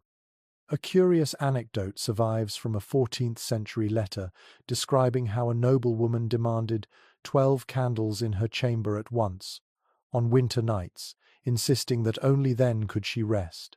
The servants grumbled at the extravagance, but her request reveals a truth. People used light as a substitute heater, even when the effect was marginal. The hazards were obvious. Candle flames toppled easily, and bed curtains, rich with wool and linen, were dangerously flammable. Records describe fires sparked by careless placement, reducing entire chambers to cinders. One particularly grim tale from Germany tells of a squire who dozed off with a candle on the bedrail. He awoke to find his blankets aflame and barely escaped with his life. The servants blamed him for recklessness, but the real culprit was necessity. He had wanted a sliver of warmth too close at hand. Scholars still discuss whether medieval people understood the dangers fully, or whether the routine use of candles bred complacency. Some argue that inventories of charred textiles show that accidents were common but accepted. Others believe the wealthy minimized risk by assigning servants to monitor the lights deep into the night. Whatever the case, the balance between danger and comfort was constant. Now picture yourself in such a chamber. The fire in the hearth has dwindled to embers, leaving only shadows crawling up the walls. A single candle burns on a wooden stand near your bed. Its glow is soft and golden, casting a halo that reaches your hands as you pull the covers tighter. The faint warmth radiates just enough that your face feels less icy. The flame flickers, wax drips steadily down the side, and the smell of smoke hangs faintly in the air. Outside your curtain, the rest of the room vanishes into darkness. You listen to the subtle sounds, the quiet pop of the wick, the sigh of wind against the shutters, the soft drip of wax landing on metal. Your world shrinks to this small circle of light and heat. The candle becomes not just illumination but companionship, a fragile ally against the enormity of the night. In cottages and inns, simpler versions of this scene played out. Travellers placed rushlights, cheap reeds dipped in fat beside their straw pallets. These burned quickly and unevenly, hissing and spitting, but their faint glow provided reassurance. Parents lit small lamps near children to chase away both cold and fear. Even monks, who prized austerity, allowed lamps to burn in dormitories, citing both safety and necessity. The sensory mixture was unforgettable. The air smelled of melted fat and smoke, the walls streaked with soot from months of burning, the bedclothes stained where wax had splattered. Yet people accepted these imperfections. In the harshest winter, the candle was more than decoration, it was survival. So as you drift under your own clean electric light tonight, imagine the precarious flicker of a medieval flame. It warmed just enough to trick the body into rest, and it risked disaster with every spark. Sleep in the Middle Ages was never free from tension, even in the smallest details. To close your eyes was to trust that your fragile flame would burn through the night without turning warmth into ruin. If you step away from noble chambers and into communal quarters, you find another side of medieval sleep, the collective dormitory. Not everyone had the privilege of heavy curtains, featherbeds, and private servants. Monks, soldiers, apprentices, and servants often slept in shared spaces where the emphasis was less on luxury and more on endurance. Take the monastery as an example. Monastic rules prescribed that brothers live simply, which meant their dormitories were vast halls lined with rows of beds or pallets. The stone floor stretched endlessly, broken only by narrow windows high above. Each monk had his own small cot or straw mattress, sometimes little more than a wooden plank with a thin pad. The beds were positioned side by side, so close that one monk could hear the breathing of the next. Privacy was unknown, but warmth came from numbers. Surviving accounts describe how these halls echoed at night with coughing, snoring, and the rustle of rough woolen blankets. The air was thick, cold, and damp, but the sheer press of bodies meant the dormitory retained more warmth than an isolated chamber ever could. One chronicler remarked that the cloister was warmer than the Lord's tower, for the monks lay together like sheaves. In military life, the scene was harsher still. Soldiers billeted in castles or campaign encampments crowded into barrack halls. Long rows of men stretched across straw beds, weapons stacked nearby. Blankets were shared, and cloaks doubled as cover. The smell was pungent, sweat, leather, smoke, and straw mingling in a stew of humanity. Yet, for the exhausted, even this rough camaraderie became bearable. To sleep, shoulder to shoulder, was to survive the night. A curious observation appears in the rules of certain knightly orders. Candles were kept burning in communal halls not only for light, but to comfort the men with flame. The glow gave a psychological warmth, even if it failed to raise the temperature significantly. The symbolism of the flame mattered as much as its heat. Historians continue to debate whether communal sleeping was deliberately chosen for warmth or simply a byproduct of necessity. Some argue that the monasteries intended it as a form of discipline, a constant reminder that no monk had personal luxury. Others suggest the warmth of shared space was a practical advantage that just happened to align with spiritual ideals. The same ambiguity surrounds soldiers. Did they bunk together out of camaraderie, or because the cold made solitude impossible? Likely it was both. Now imagine yourself lying in one of these halls. The straw beneath you crackles as you shift. A neighbor coughs, another turns, the sound amplified by the vaulted ceiling. The smell of smoke and sweat hangs heavy, but the air is less biting than in a solitary chamber. Your wool blanket scratches your chin, and you tuck it tighter, grateful for the shared warmth even as you wish for silence. The rhythm of the dormitory is unmistakable. Snores rise and fall like waves, punctuated by the occasional murmur of a dream. Somewhere, a rat scurries across the rushes, ignored by men too weary to care. The draught still seeps in through the high windows, but the collective body heat dulls its edge. You may not feel cozy, but you feel safe, safer than you would alone in a vast, echoing stone room. Apprentices and household servants lived similarly. Castles were filled with side chambers and lofts where young boys or maids rolled out straw pallets, sometimes beneath staircases or in storerooms. They layered cloaks and huddled together, turning humble corners into makeshift bedrooms. Unlike nobles, they could not command warming pans or feather beds, but they had the advantage of proximity. Their sleeping quarters were smaller, more crowded, and therefore warmer. The sensory experience of these communal spaces was unforgettable. Rough wool against skin, the musky odor of bodies pressed close, the low hum of breathing, the scratch of straw, the faint drip of water from the ceiling. It was not peace in the modern sense, but it was endurance. People did not expect silence or solitude, they expected survival. So tonight, as you rest in your own bed, think of those long halls of monks chanting prayers before extinguishing the lights, of soldiers collapsing in rows after battle, of servants curling together in hidden corners. Their warmth came not from silk or fur, but from each other.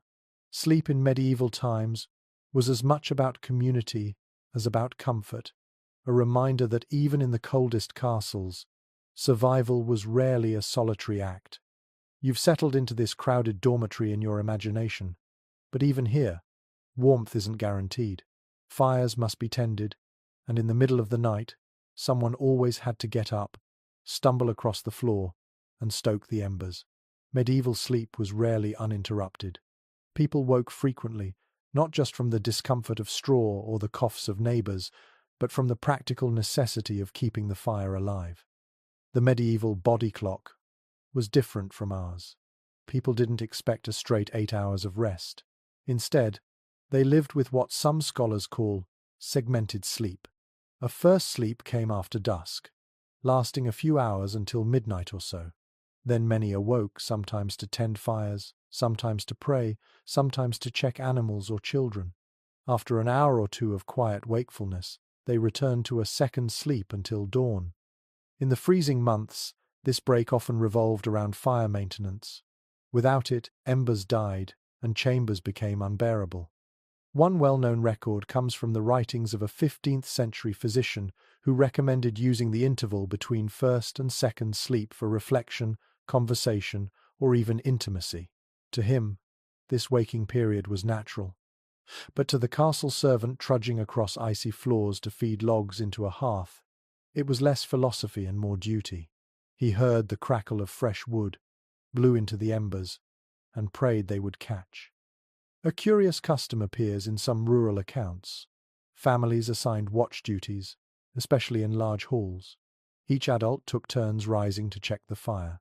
In monasteries, bells rang at intervals through the night, calling monks to prayer and coincidentally ensuring someone was always awake to mind the heat. Sleep was not a private withdrawal from the world, but a shared rhythm, punctuated by responsibility. Historians debate whether segmented sleep was universal or more common in Northern Europe, where winter nights stretched long. Some argue it was dictated by necessity. The length of darkness simply made a single stretch of sleep impractical. Others suggest it was cultural habit, not entirely dependent on geography. The debate continues, but what remains clear is that tending the fire was at the heart of these nighttime rhythms. Imagine yourself waking in the dead of night. The room is silent, but for snores. You push back the blanket, feel the icy slap of air against your skin, and fumble for a log. Your feet crunch on straw, your breath rises in plumes, and your hands sting as you stir the dying embers. Sparks flare, logs catch reluctantly, and warmth pulses again into the room. You sigh with relief, knowing that for a few more hours, your companions will rest undisturbed. The sensory detail is unforgettable. The pop of wood, the faint glow pushing shadows back, the smell of smoke mingling with wool. Your fingers ache, but the satisfaction of reviving the fire steadies you. When you crawl back beneath the blankets, the bed feels all the warmer, by contrast. Peasants in cottages lived by the same rhythm.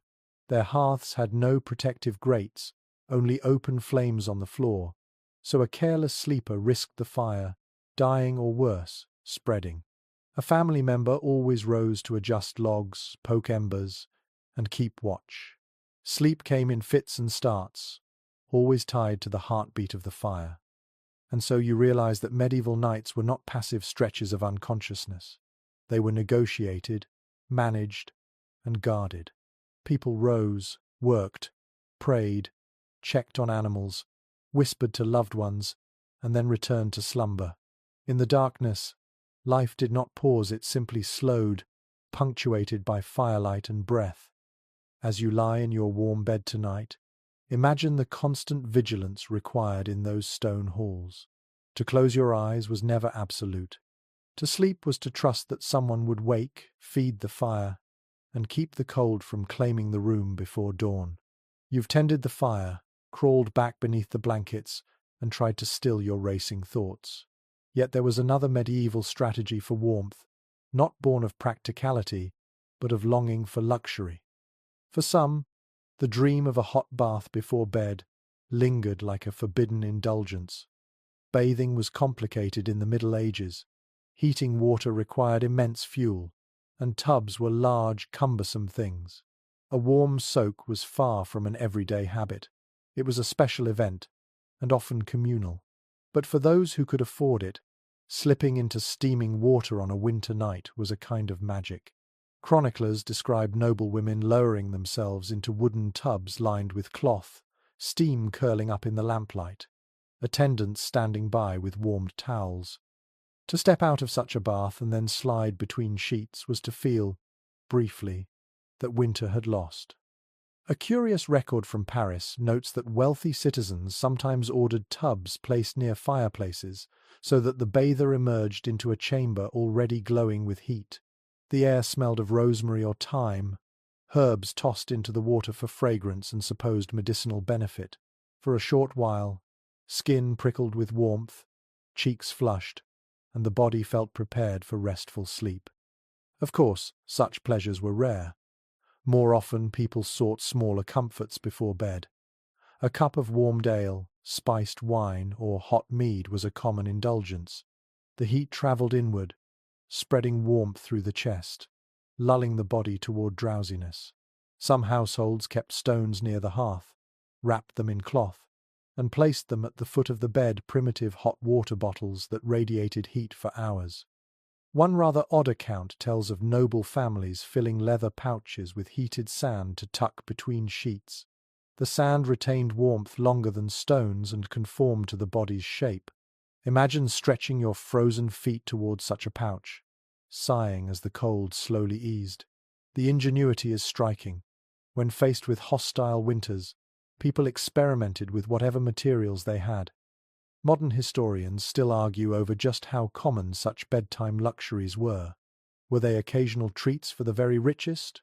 Or did middling families also practice them in modest form? Some suggest that warming drinks and heated stones were widespread, accessible to most households. Others believe they remained rare indulgences, remembered precisely because they were unusual.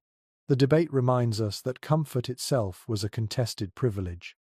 Picture yourself in this imagined chamber. You sit before the hearth as a servant pours mulled wine into a cup. The scent of cinnamon and cloves fills the air, masking the odor of smoke and damp wool. You sip slowly, warmth blooming through your chest. Your eyes grow heavy, your limbs loosen, and when you finally climb into bed, the blankets feel less oppressive, more inviting. At the foot of the bed, a stone wrapped in cloth radiates faint heat against your toes.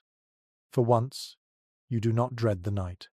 The sensory impressions are vivid, the sweet tang of spiced wine, the hiss of a log collapsing into embers, the prickling warmth of heated stone.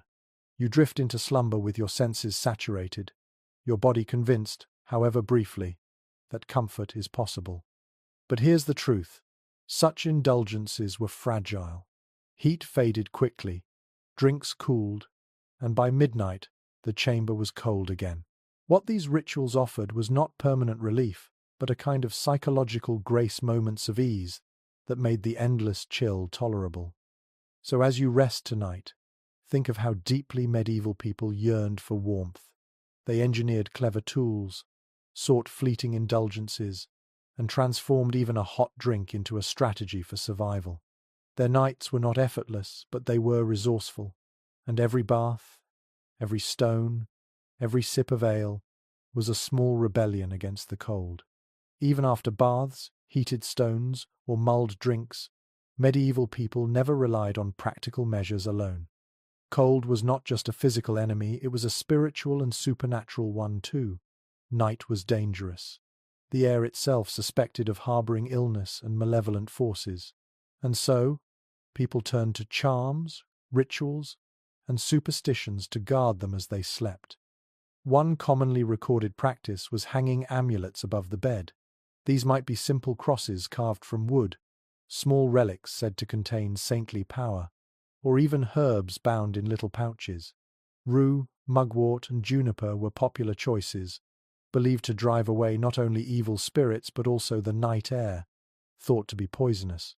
Imagine lying in bed beneath a canopy strung with fragrant bundles, the scent mingling with the smoke of the hearth and the musk of wool blankets.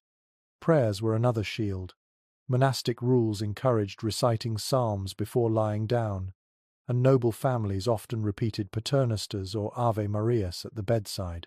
But even peasants whispered charms, half prayer, half spell, as they crossed themselves against frost or fever. Some murmured verses over children, pressing kisses on their foreheads to keep the night hag away, a figure blamed for suffocating sleepers. A curious detail appears in a German household manual from the 15th century. Sleepers were advised to place iron objects, such as a knife or scissors, beneath the bed or pillow. Iron was thought to repel demons and fairies that slipped into rooms during the long hours of darkness. The metal glinted faintly in the firelight, a silent guard against unseen intruders. And then there were rituals tied directly to warmth. One folk belief insisted that turning your shoes upside down beside the bed would keep frost from biting your toes. Another claimed that if you whispered the names of 3 saints before blowing out the candle, your body heat would not flee in the night. To us, these sound like quaint superstitions. To them, they were strategies, as vital as an extra blanket. Scholars remain divided on how seriously people took such practices. Some argue that charms and prayers were heartfelt, deeply ingrained in the rhythm of daily life. Others suggest they were more like habits, gestures performed out of custom, even if not fully believed. Either way, the rituals reveal something essential. Sleep was never trusted. It was a vulnerable state, where cold, illness, and spirits could all strike. People needed both physical and spiritual defenses. Picture yourself lying in a medieval bed now. The curtains are drawn, the fire is low, and the chamber is filled with shadows. Above you hangs a sprig of juniper, its sharp scent cutting through the smoky air. Beneath your pillow rests a small iron knife, hidden but comforting. You whisper a prayer, words soft and rhythmic, and then cross yourself before pulling the blankets tighter. The night feels less menacing, as though the rituals have carved a circle of safety around your fragile body. The sensory details deepen the experience. The rustle of herbs brushing against the canopy, the faint metallic smell of iron near your head, the warmth of wool against your skin, and the lingering echo of whispered words. In that moment, faith, superstition, and survival are all intertwined. Peasants practiced the same, though with different materials. Instead of relics, they hung crude charms, carved wooden figures, knotted cords, or simple herbs gathered from fields. Parents tucked garlic under children's pillows, believing it warded off both sickness and spirits. Even animals were included. Cows and sheep in byres were sometimes blessed before nightfall, their presence thought to strengthen the household against frost. In every class of society, the cold night was not just endured with cloth and fire, but with ritual. The medieval mind sought warmth in the body and safety in the unseen. To sleep was to step into mystery, where prayer and herb, iron and flame, all worked together against the long darkness. So when you tuck yourself in tonight, imagine those little gestures, the flipped shoes, the sprig of rosemary, the whispered saint's name. They were small comforts, no less real for being intangible. For the medieval sleeper, survival was never purely physical. It was also spiritual armor, woven from faith, habit, and hope. Step back from the bed itself and look at the chamber as a whole. Beyond blankets, dogs, or charms, the architecture of a room shaped how well its occupants could endure the night. Castles were built first for defense, but over time, builders experimented with ways to make the interiors more livable. The result was a patchwork of features, some clever, some symbolic, that aimed to carve warmth out of stone. One such feature was the solar, a private room often set aside for the lord and his family. Unlike the cavernous great hall, the solar was smaller, higher in the building, and easier to heat. It usually had its own fireplace, thick hangings on the walls, and windows facing the sun.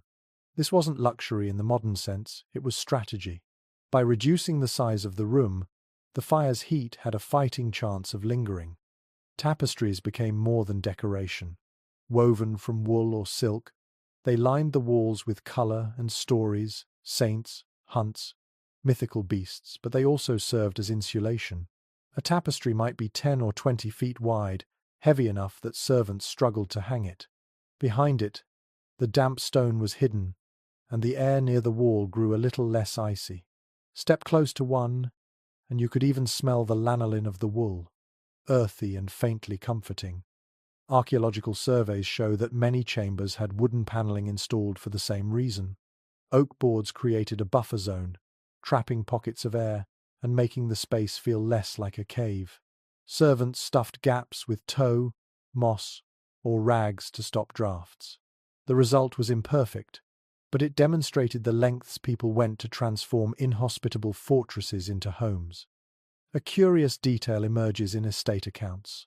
Nobles often moved their most prized tapestries from castle to castle, carrying them like portable walls. They weren't just art, they were survival gear. A lord travelling without his hangings was like a soldier without armour. Specialists in medieval domestic life still argue over just how effective these architectural features were. Some believe they genuinely reduced drafts and retained heat. Others insist the psychological comfort mattered more than the physical difference. Walking into a chamber hung with brilliant cloth and glowing with firelight might feel warmer, even if the actual temperature barely changed. That debate underscores the subtle interplay between perception and survival. Now picture yourself stepping into such a room. The door closes behind you, muting the howl of the wind from the corridor. The walls are draped with crimson and gold tapestries, their woven figures half lit by candlelight. The fire flickers in a carved stone hearth, smoke twisting upward. Above you, the timber ceiling seems lower than in the great hall, the space more intimate. It is still cold, you see your breath in the air, but less hostile than the open chambers below. The sensory impression is layered. The rough weave of tapestry beneath your hand, the faint smell of wool mixed with smoke, the sound of fire snapping against oak logs. You can almost believe this room is a refuge, though the cold lurks just beyond the hangings. Peasants mimicked the same strategy in simpler form. Instead of woven tapestries, they plastered or wattle-lined their walls, then hung coarse wool or patched cloth to reduce drafts. A brightly painted cloth with simple patterns might double as insulation and decoration. In their way, peasants also turned bare walls into protective shells, shrinking the space into something habitable. Another subtle architectural trick was the placement of sleeping chambers on upper floors. Rising heat from the great hall below gave at least a slight advantage. Children sometimes slept in lofts above kitchens, where warmth from ovens lingered. The arrangement was less about privacy and more about exploiting every stray degree of heat. And yet, despite all these efforts, the cold never vanished. You could only mitigate, never eliminate, its grip.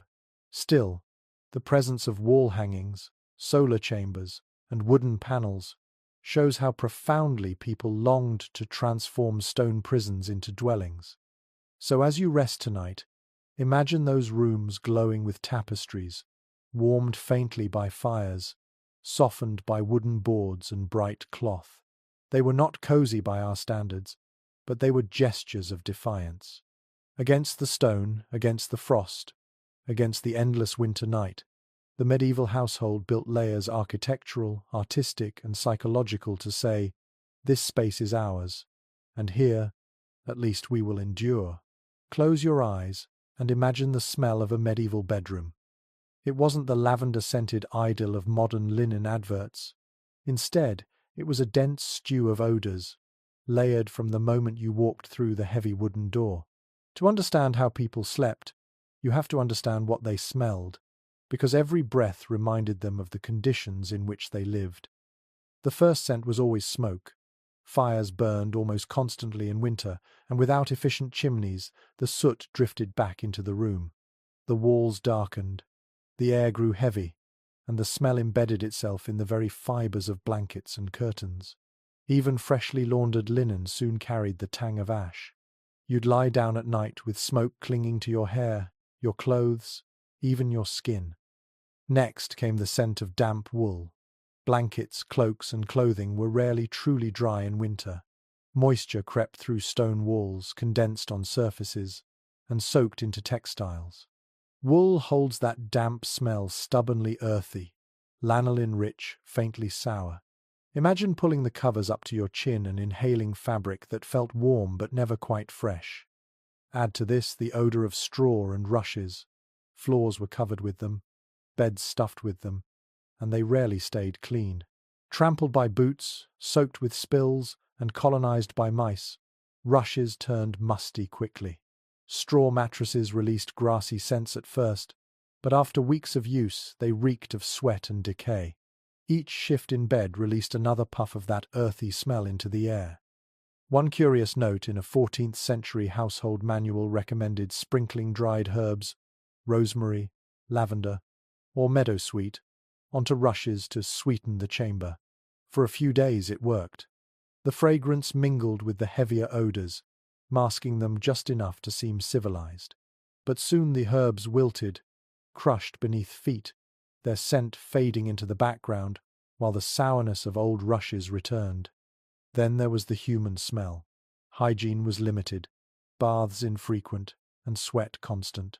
People slept in layers of clothing that absorbed the day's odors: leather, wool, unwashed skin. Beds shared by families or companions compounded this. Breathing the air of a medieval chamber meant inhaling the scent of other bodies, sometimes comforting, sometimes suffocating. Scholars debate just how overwhelming these smells truly were. Some argue that medieval people, accustomed to constant exposure, barely noticed. Others believe contemporaries were very much aware, which is why they valued herbs, perfumes, and incense so highly. Evidence from inventories and medical texts suggests the latter. People complained of foul air, sought remedies, and took steps to counteract it. The debate itself reminds us that smell was not secondary. It was central to the medieval experience of sleep. Now place yourself in such a room. The fire has burned low, leaving only the bitter tang of smoke. The damp wool blanket itches your chin. Straw beneath you releases a musty breath each time you shift. The rushes on the floor rustle faintly as mice scurry through crumbs. Your companion beside you exhales, warm but heavy with sweat and ale. Above it all floats a faint trace of rosemary, sprinkled days ago, now barely masking the stew of odors. The sensory reality is overwhelming. It presses into your nose and lungs, embedding itself into memory. You cough, adjust the covers, and try to breathe shallowly until sleep comes. This was normal. This was life. Peasants experienced the same, though on a smaller scale. Their cottages were filled with the smell of livestock, since animals often shared the same structure. Cows, sheep, and chickens contributed their odors, creating a pungent mixture that city travelers found unbearable, but villagers accepted as part of survival. Yet even here, herbs were used. Bunches of mint or chamomile might hang from rafters, partly for fragrance, partly to ward off pests. For nobles, perfumes and incense occasionally improved matters. Incense burned in braziers added sweetness to the air, though it mingled oddly with smoke and damp. Perfumed oils dabbed on clothes or linens created pockets of pleasant scent in an otherwise heavy atmosphere. But even the richest chamber could not escape the fundamental odors of medieval life. So, when you imagine sleeping in a castle, do not picture crisp linen and fresh air. Picture instead a medley of smoke, damp wool, straw, sweat, herbs, and animals. Every night, every breath, reminded you of where you lived and what you endured. Smell was as much a part of medieval sleep as blankets or fire. And perhaps, over time, the very familiarity of those odors brought a kind of comfort. To breathe smoke and wool and straw was to breathe home. For the medieval sleeper, scent was not only inconvenience, it was identity, woven into every night's dream. After the smoke, damp wool, and musty straw, another force helped medieval people survive the night: food and drink. You might not think of supper as part of sleep, but what you ate before bed and what warmth it gave inside your body mattered as much as any blanket. In winter, households leaned on hearty pottages, thick stews of barley, peas, and root vegetables simmered slowly in great cauldrons. These meals clung to the body, leaving a heavy fullness that made the cold easier to bear. The heat of the broth lingered in the stomach, spreading outward, convincing you that you could endure a freezing chamber a little longer. A noble household might enrich the dish with meat, spices, or cream, while peasants relied on onions, cabbage, and whatever scraps were available. One curious note in a 15th century English manuscript advises eating leeks at night because they warm the belly and chase away the chill of death. Whether or not that claim held true, it shows how strongly people linked diet with warmth and survival. A hot meal was not simply nourishment, it was insulation from the inside out. Drinks played an equally important role. Ale was the most common, consumed by rich and poor alike. Served warm in winter, it filled bellies with calories and provided liquid comfort. Spiced wine, or hippocras, became a noble favorite, heated gently and seasoned with cinnamon, ginger, and cloves imported from faraway lands. Imagine sipping such a drink in a smoky chamber, the aroma of exotic spices mingling with wool and ash, the sweetness burning in your throat, leaving you drowsy and warm. There's even a record from the court of Charles VI of France, where the king's physician recommended hot mead at night to prevent chill from entering the bones. The idea was not far from our modern habit of drinking tea before bed, though medieval science wrapped it in humoral theory, the belief that warm, moist drinks balanced the body's inner fluids. Scholars still debate how much alcohol contributed to warmth versus simply giving the illusion of it. Some argue that ale and wine dulled perception, making sleepers believe they were warmer than they were. Others point to the real caloric benefit of these drinks, which did provide energy through long, cold nights. The truth may be somewhere in between, a mix of genuine warmth and psychological comfort. Now imagine yourself preparing for bed. A servant hands you a wooden cup of mulled wine. The surface steams, sending waves of spiced aroma into your nose. You drink, the liquid glowing as it slips down your throat. Your body relaxes, muscles loosening, eyelids heavy. When you finally climb into bed, the blankets feel less oppressive, more inviting, as though the warmth already lives inside you. For peasants, the ritual was simpler but no less important. A bowl of hot porridge, thickened with oats or barley, lined the stomach. Families huddled around the fire to eat, their faces glowing in the light, their bodies fueled for the long night ahead. Children licked the last scraps from wooden spoons before curling under blankets. The memory of warmth from food helped them ignore the drafts sneaking through the shutters. A curious folk belief held that garlic eaten before bed prevented frostbite. Whether this was because garlic genuinely improved circulation, or simply because it was warming to the palate, the habit endured. Farmers in cold regions sometimes chewed cloves of garlic before lying down, the pungent scent filling the chamber as strongly as smoke or wool. The sensory world of medieval bedtime food is vivid. The bubbling cauldron, the hiss of wine heating over the fire, the smell of herbs and spices mingling with damp rushes, the heavy weight of stew in the stomach. Every flavor was part of the fight against cold. So, when you think of medieval sleep, do not separate it from the supper that came before. Food was fuel, warmth, and even a form of medicine. Without it, the cold was sharper, the blankets thinner, the night longer. With it, the body endured. Every spoonful, every swallow, was another layer of defense, an inner blanket, invisible but essential, against the freezing stone around you. Think now of the most vulnerable people inside a medieval castle, the children and the elderly. Their bodies, less resilient to cold, often bore the brunt of winter's cruelty.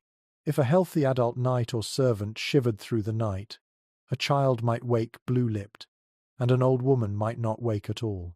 Survival for these groups depended on extra care, communal support, and sometimes sheer luck. Household records from noble families show that children were rarely given their own chambers. Instead, they slept in nurseries close to the warmth of kitchens or clustered with servants. Young pages and squires, destined for training, often bunked together in crowded rooms, their laughter and chatter muffled by blankets at night. The logic was simple. More bodies meant more heat. Babies, especially, were swaddled in layer after layer of linen and wool. A cradle stood near the hearth, or in some cases, directly inside the bed of the mother, where her body heat shielded the infant from the freezing air. One poignant account from a 14th-century chronicle describes a noble child laid by the fire in a wicker crib, wrapped in furs and covered with a canopy. The detail suggests the lengths families went to protect their youngest, yet even so, illness and cold claimed many lives. Medieval parents lived with constant fear that winter might take a child in the night. The elderly faced similar perils. Frail bodies produced less heat and tolerated fewer drafts. In peasant cottages, grandparents often slept closest to the fire, while younger adults accepted colder spots. In castles, aged relatives were placed in smaller chambers or even moved into kitchens during the coldest months. A curious letter from Burgundy tells of an elderly matron who insisted on sleeping in the bakehouse, arguing that the oven's residual warmth gave her a second youth. Medical texts of the period often advised special measures for the old and young. Physicians recommended heated stones wrapped in cloth to be placed at their feet, or mulled drinks to fortify the humours. They warned that sudden chills could extinguish the flame of life, a vivid reminder of how vulnerable these groups were.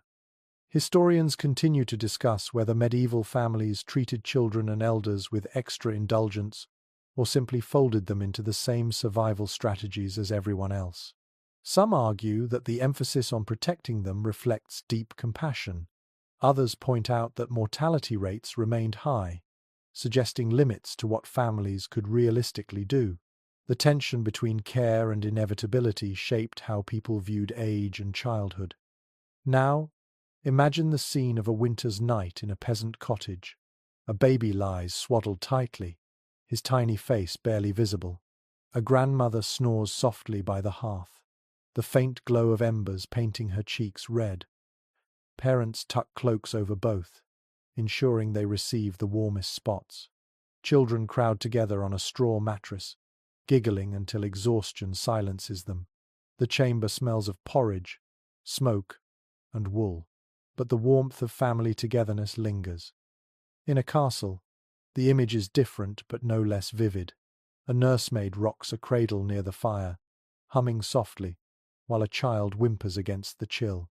Upstairs, an elderly noblewoman insists her bed curtains be drawn tight, while a servant places hot stones at her feet. She mutters prayers, clutching a rosary, fearful of the cold's creeping hand. In both worlds, the youngest and oldest require the most attention, and sometimes, even that isn't enough. The sensory detail is striking. The crackle of logs as they're added to the fire, the soft rustle of swaddling cloth, the wheeze of an old man adjusting under blankets. You feel the fragility in the air, as though the cold waits for a moment of weakness to strike. So when you think of medieval sleep, remember that it was not equal for all. Children and elders carried the heaviest risks, their survival dependent on the warmth provided by others. In those long nights, every blanket, every ember, every whispered prayer mattered.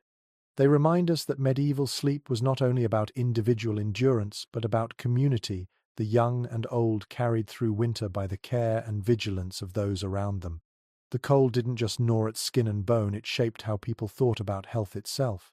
To a medieval mind, chill wasn't simply uncomfortable, it was dangerous, a force that could warp the body's inner balance and invite disease.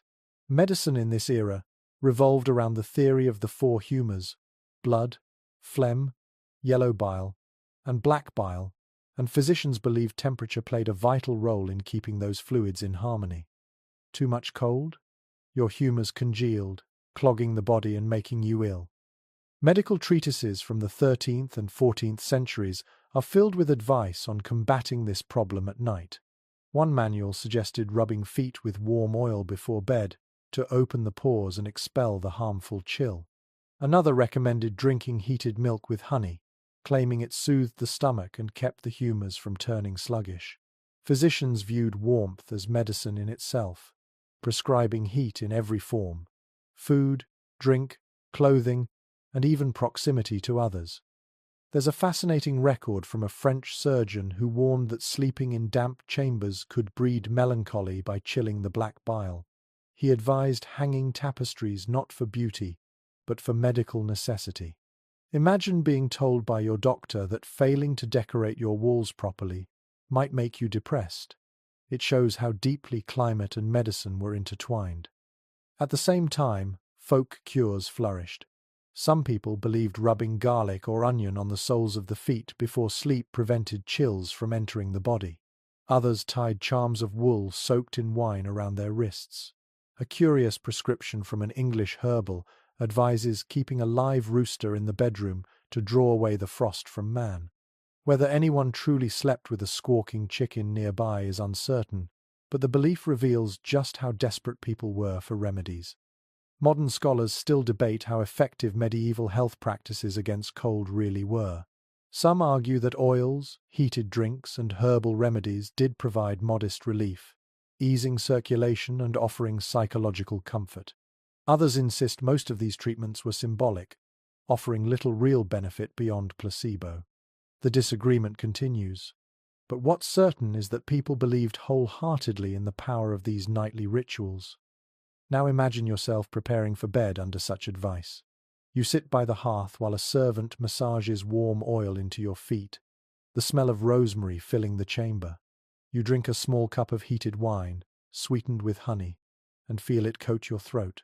A sprig of garlic rests near the bed, pungent and strange, meant to ward off frost. You climb into bed, convinced that these remedies will keep your humours balanced until morning. The sensory experience is intense: the slick warmth of oil on your skin, the sweet tang of honeyed wine, the acrid bite of garlic in the air. Every detail reminds you that sleep was not only a battle against discomfort, but a medical practice, a nightly therapy against the threat of imbalance. Peasants, too, had their own remedies. Women brewed herbal teas of nettle or chamomile for children, believing the warmth prevented coughs. Men wrapped their legs in wool soaked in vinegar to keep circulation strong. In cottages, these practices blurred the line between superstition and science, but they gave people agency in a world where illness often felt inevitable. The irony, of course, is that many ailments came from the very strategies used to combat cold. Fires filled lungs with smoke, heavy blankets triggered joint pain, and oily ointments collected dirt. Yet to medieval minds, these were minor costs compared to the greater peril of frost seeping into the body. Better to cough in a smoky room than freeze in a clean one. So when you picture medieval sleep, remember it wasn't just a matter of enduring discomfort. It was wrapped in theories of health, remedies both strange and familiar, and a constant anxiety that cold might tip the balance of life itself. Every night was a medical event, every blanket and herb a prescription, every ember a treatment, and to drift into slumber was to trust that these efforts were enough to carry you through until morning. Even with fires, blankets, herbs and charms, there were nights when none of it was enough. Step into a castle chamber at the height of winter, and you might see something uncanny: frost blooming on the inside walls.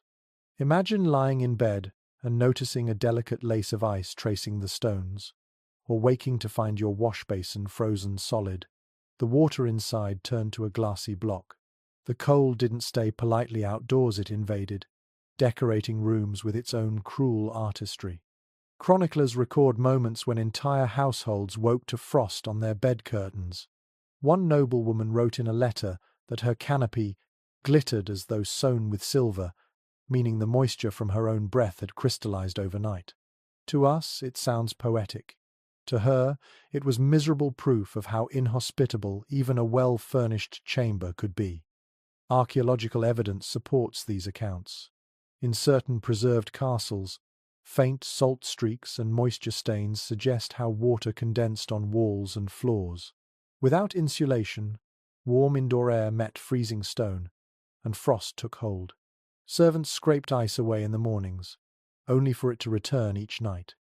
A curious anecdote survives from Scandinavia. In some halls, icicles formed on rafters indoors, dripping onto unlucky sleepers below. Servants hung cloths to catch the meltwater, a primitive solution to an unnerving problem. Imagine drifting off and hearing the faint crack of ice above, wondering if a shard would fall onto your bed. Scholars still discuss how common this phenomenon was. Some believe frost indoors was typical only of northern Europe, where winters were harsher. Others argue that even in temperate regions, poorly heated stone chambers easily reached freezing temperatures. The truth may be both. Severity varied by region, but the risk of waking to ice inside your room was never far away. Now put yourself in that situation. You wake in the dim grey of dawn, breath fogging in the air. The bed curtains are stiff, edged with frozen crystals. When you reach for the wash basin, your fingers touch ice instead of water. Your joints ache from the cold, and the thought of leaving the covers feels like punishment. The sensory detail is vivid. The sharp sting of frozen fabric against your skin, the brittle creak of wood shrunk by frost, the silence broken only by the faint drip of melting ice. Peasants lived with the same problem, though in different forms. In cottages, frost coated the inside of thatch and rafters, drifting down like snow during the night. Children sometimes woke with frost clinging to their hair. Parents joked grimly about sleeping with the clouds indoors. Yet humour could not disguise the hardship. Frostbite, chilblains, and respiratory illness followed in its wake. Nobles, despite their wealth, couldn't entirely escape it. Hot stones and furs kept the body alive, but the surrounding air remained hostile. Diaries hint at the psychological toll people spoke of, dreading the moment they had to leave bed in the morning, of feeling imprisoned by blankets because the room beyond was too cruel to face. One English poet even turned it into metaphor, writing of love as a bed without frost inside the hangings. For him, true intimacy meant defying the nightly chill, creating warmth where the world offered only ice. It reveals how deeply the experience of frost shaped imagination, as well as reality. So as you think of medieval sleep, remember the surreal beauty of those nights when cold decorated the very walls. To live in a castle was to share your chamber with ice, to wake each morning reminded that stone and frost were allies against your comfort. And yet people endured, scraping ice away, layering blankets, whispering prayers, and braving mornings that felt as harsh indoors as out. Picture yourself not in a castle this time, but on the road, far from familiar chambers. Medieval travel was slow, arduous, and dangerous, and when night fell, the problem of warmth became even more acute. Castles had their fireplaces and tapestries, peasants had their family hearths, but travellers, pilgrims, merchants, wandering knights had to seek shelter wherever they could find it, and that usually meant inns. The medieval inn was not the cosy picture postcard you might imagine.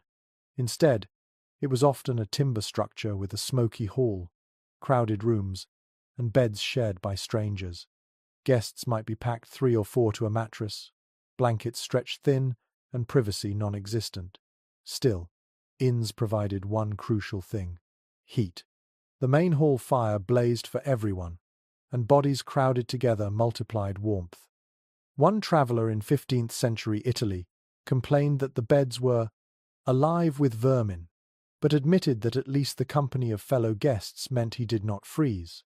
Imagine crawling into a straw mattress, squeezing beside 2 strangers, the smell of ale and sweat filling your nostrils.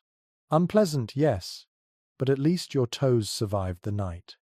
There were odder accommodations too. Some inns were so poorly equipped that guests slept in stables.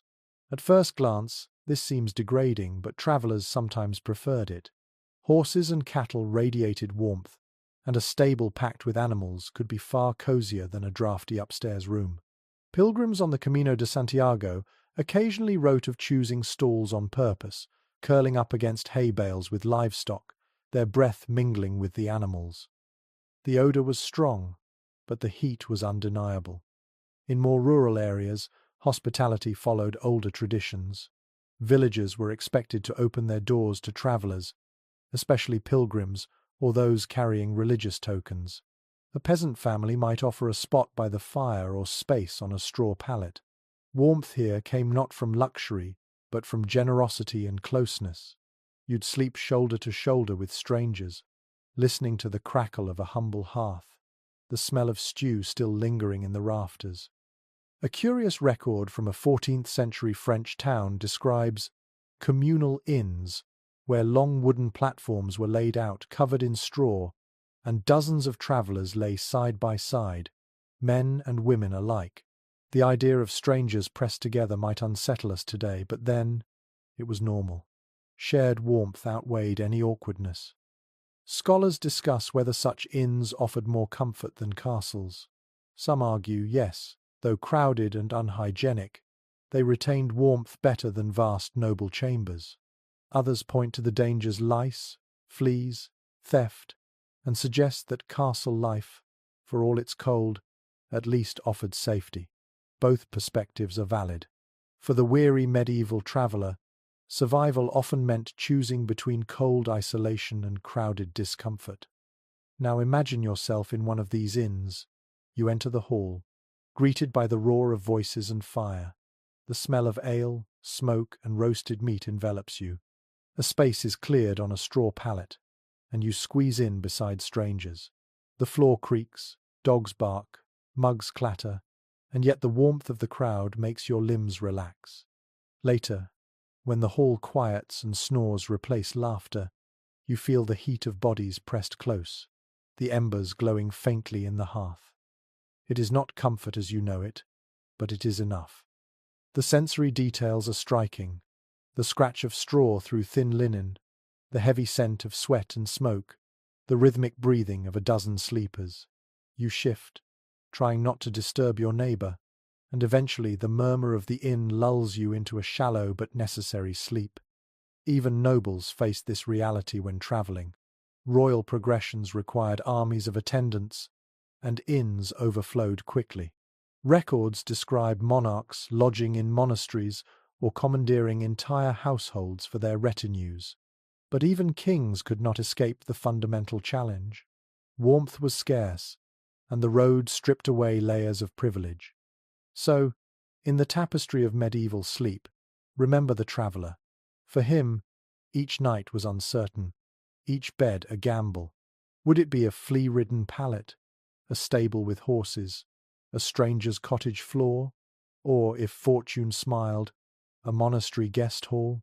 Wherever it was, the same goal remained: to trap enough warmth to see another dawn. Every household found ways to endure, but not everyone succeeded. The medieval world left behind stories, half history, half legend, of those who faced nights so cold they became the stuff of cautionary tales. To sleep in a castle was to fight an invisible enemy, and sometimes the cold won. One grim chronicle from the 13th century tells of guards posted on a castle wall in Flanders who froze at their posts during a bitter winter siege. By dawn, their comrades found them still upright, spears in hand, bodies stiff with ice.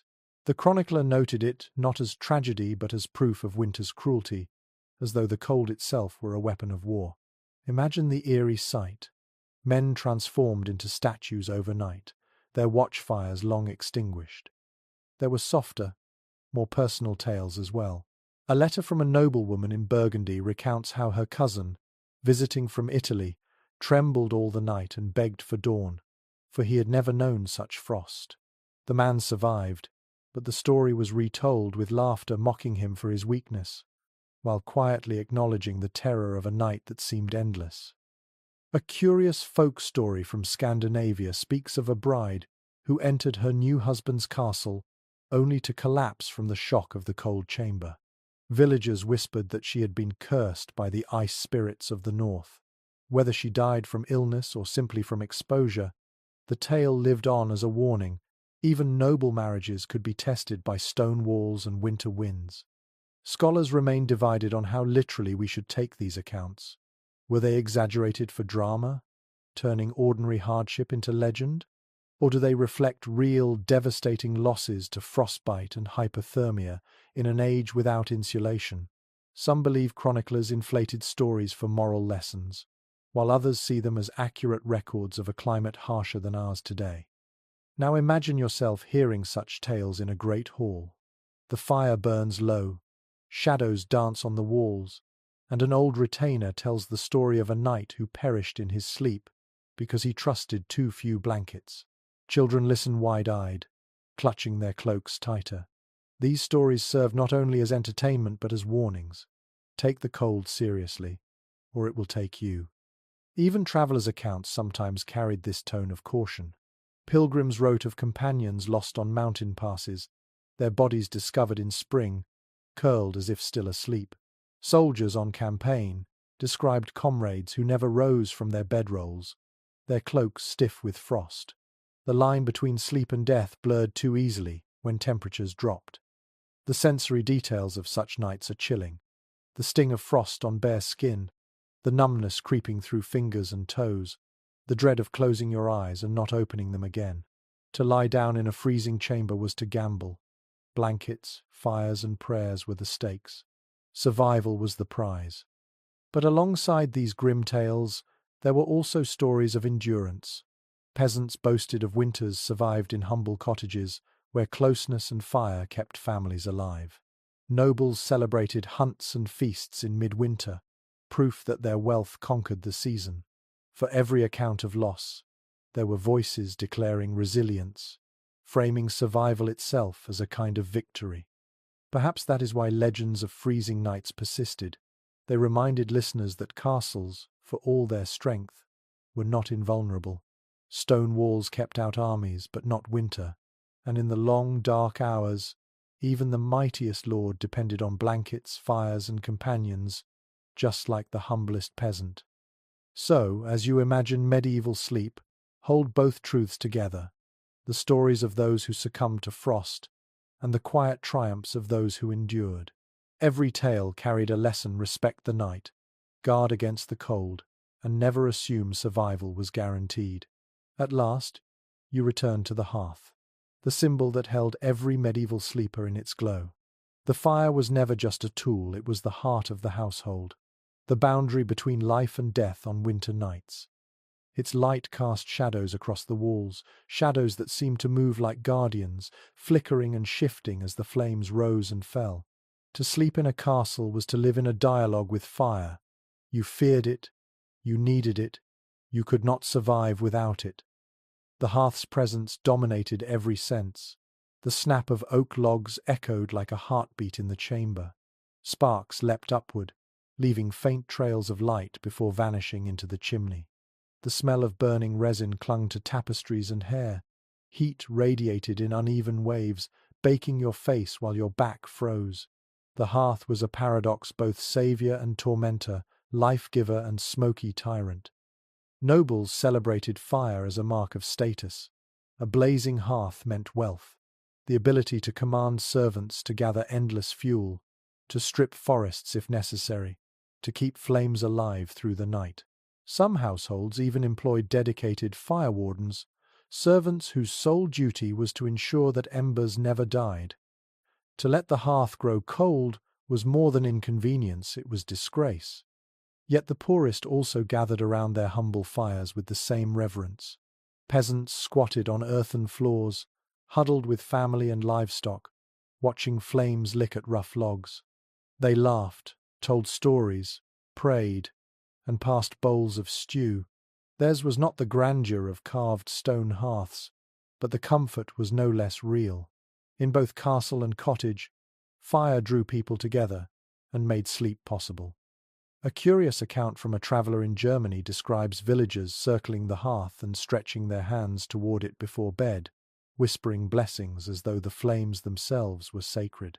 They believed the fire carried their hopes into the night, protecting them as they slept. It reveals how practical necessity blurred into ritual. The fire was not only warmth, but spirit, memory, and faith. Historians still wrestle with how much of this reverence was practical versus symbolic. Some argue it was purely survival instinct dressed in custom. Others suggest fire was genuinely spiritual, a force woven into cosmology and daily prayer. Perhaps both are true. Medieval people lived close enough to danger that fire naturally became more than fuel, it became meaning. Now, picture yourself in your imagined castle one last time. The bed curtains are drawn, blankets piled high. Outside, the wind lashes the towers, snow hisses against shutters, and the night presses in with all its weight. But in the great hearth, embers still glow, their faint light slipping through cracks in the curtains. You close your eyes, hearing the low sigh of flames, knowing they are the thin line holding the frost at bay. The sensory experience is complete, the taste of smoke still on your tongue, the weight of wool and fur across your chest, the warmth of a dog curled at your feet, the whisper of a prayer echoing in your head. You drift toward dreams, knowing that sleep in the Middle Ages was never easy, never assured, but always fought for with every trick, ritual, and fragment of warmth available. In the end, castles were fortresses against men, but never against winter. What saved their inhabitants was not stone or steel, but resilience, invention, and community. To survive the night meant layering blankets, sharing heat, burning fuel, and clinging to hope. Against the endless chill of the medieval night, humanity itself became the true fire. Now let the pace soften. Imagine the embers glowing faintly, their light no longer fierce but gentle, like coals resting after long labor. The chamber is quiet, the rush of wind beyond the walls, fading to a distant murmur. You feel the weight of blankets, heavy and protective, pressing you down into the mattress. The struggle of cold, the vigilance of fires, the noise of dogs and servants, all of it recedes as though you have drawn a curtain across the world. Your breathing slows. Each inhale tastes faintly of smoke and wool. Each exhale drifts into the still air. The sounds that once echoed boots on stone, shutters rattling, monks chanting are now memories, softened into whispers. The castle itself seems to sleep, its stones holding silence like a promise. Picture yourself safe within your cocoon. The dog at your feet sighs and shifts. The last candle gutters out, and darkness folds around you like another blanket. The cold is still there, yes, but you no longer fight it. You accept it, as those before you did, knowing that sleep is a fragile truce with the night. Your body grows heavier, thoughts dissolve into shapes and colors. The medieval world, with all its chill and smoke, becomes distant, like frost melting in sunlight. What remains is only calm. You are warm enough, safe enough, tired enough. And so the story closes. The hearth flickers, the bed holds you, and the long night carries you gently into dreams. Rest now as they once did, wrapped in quiet resilience.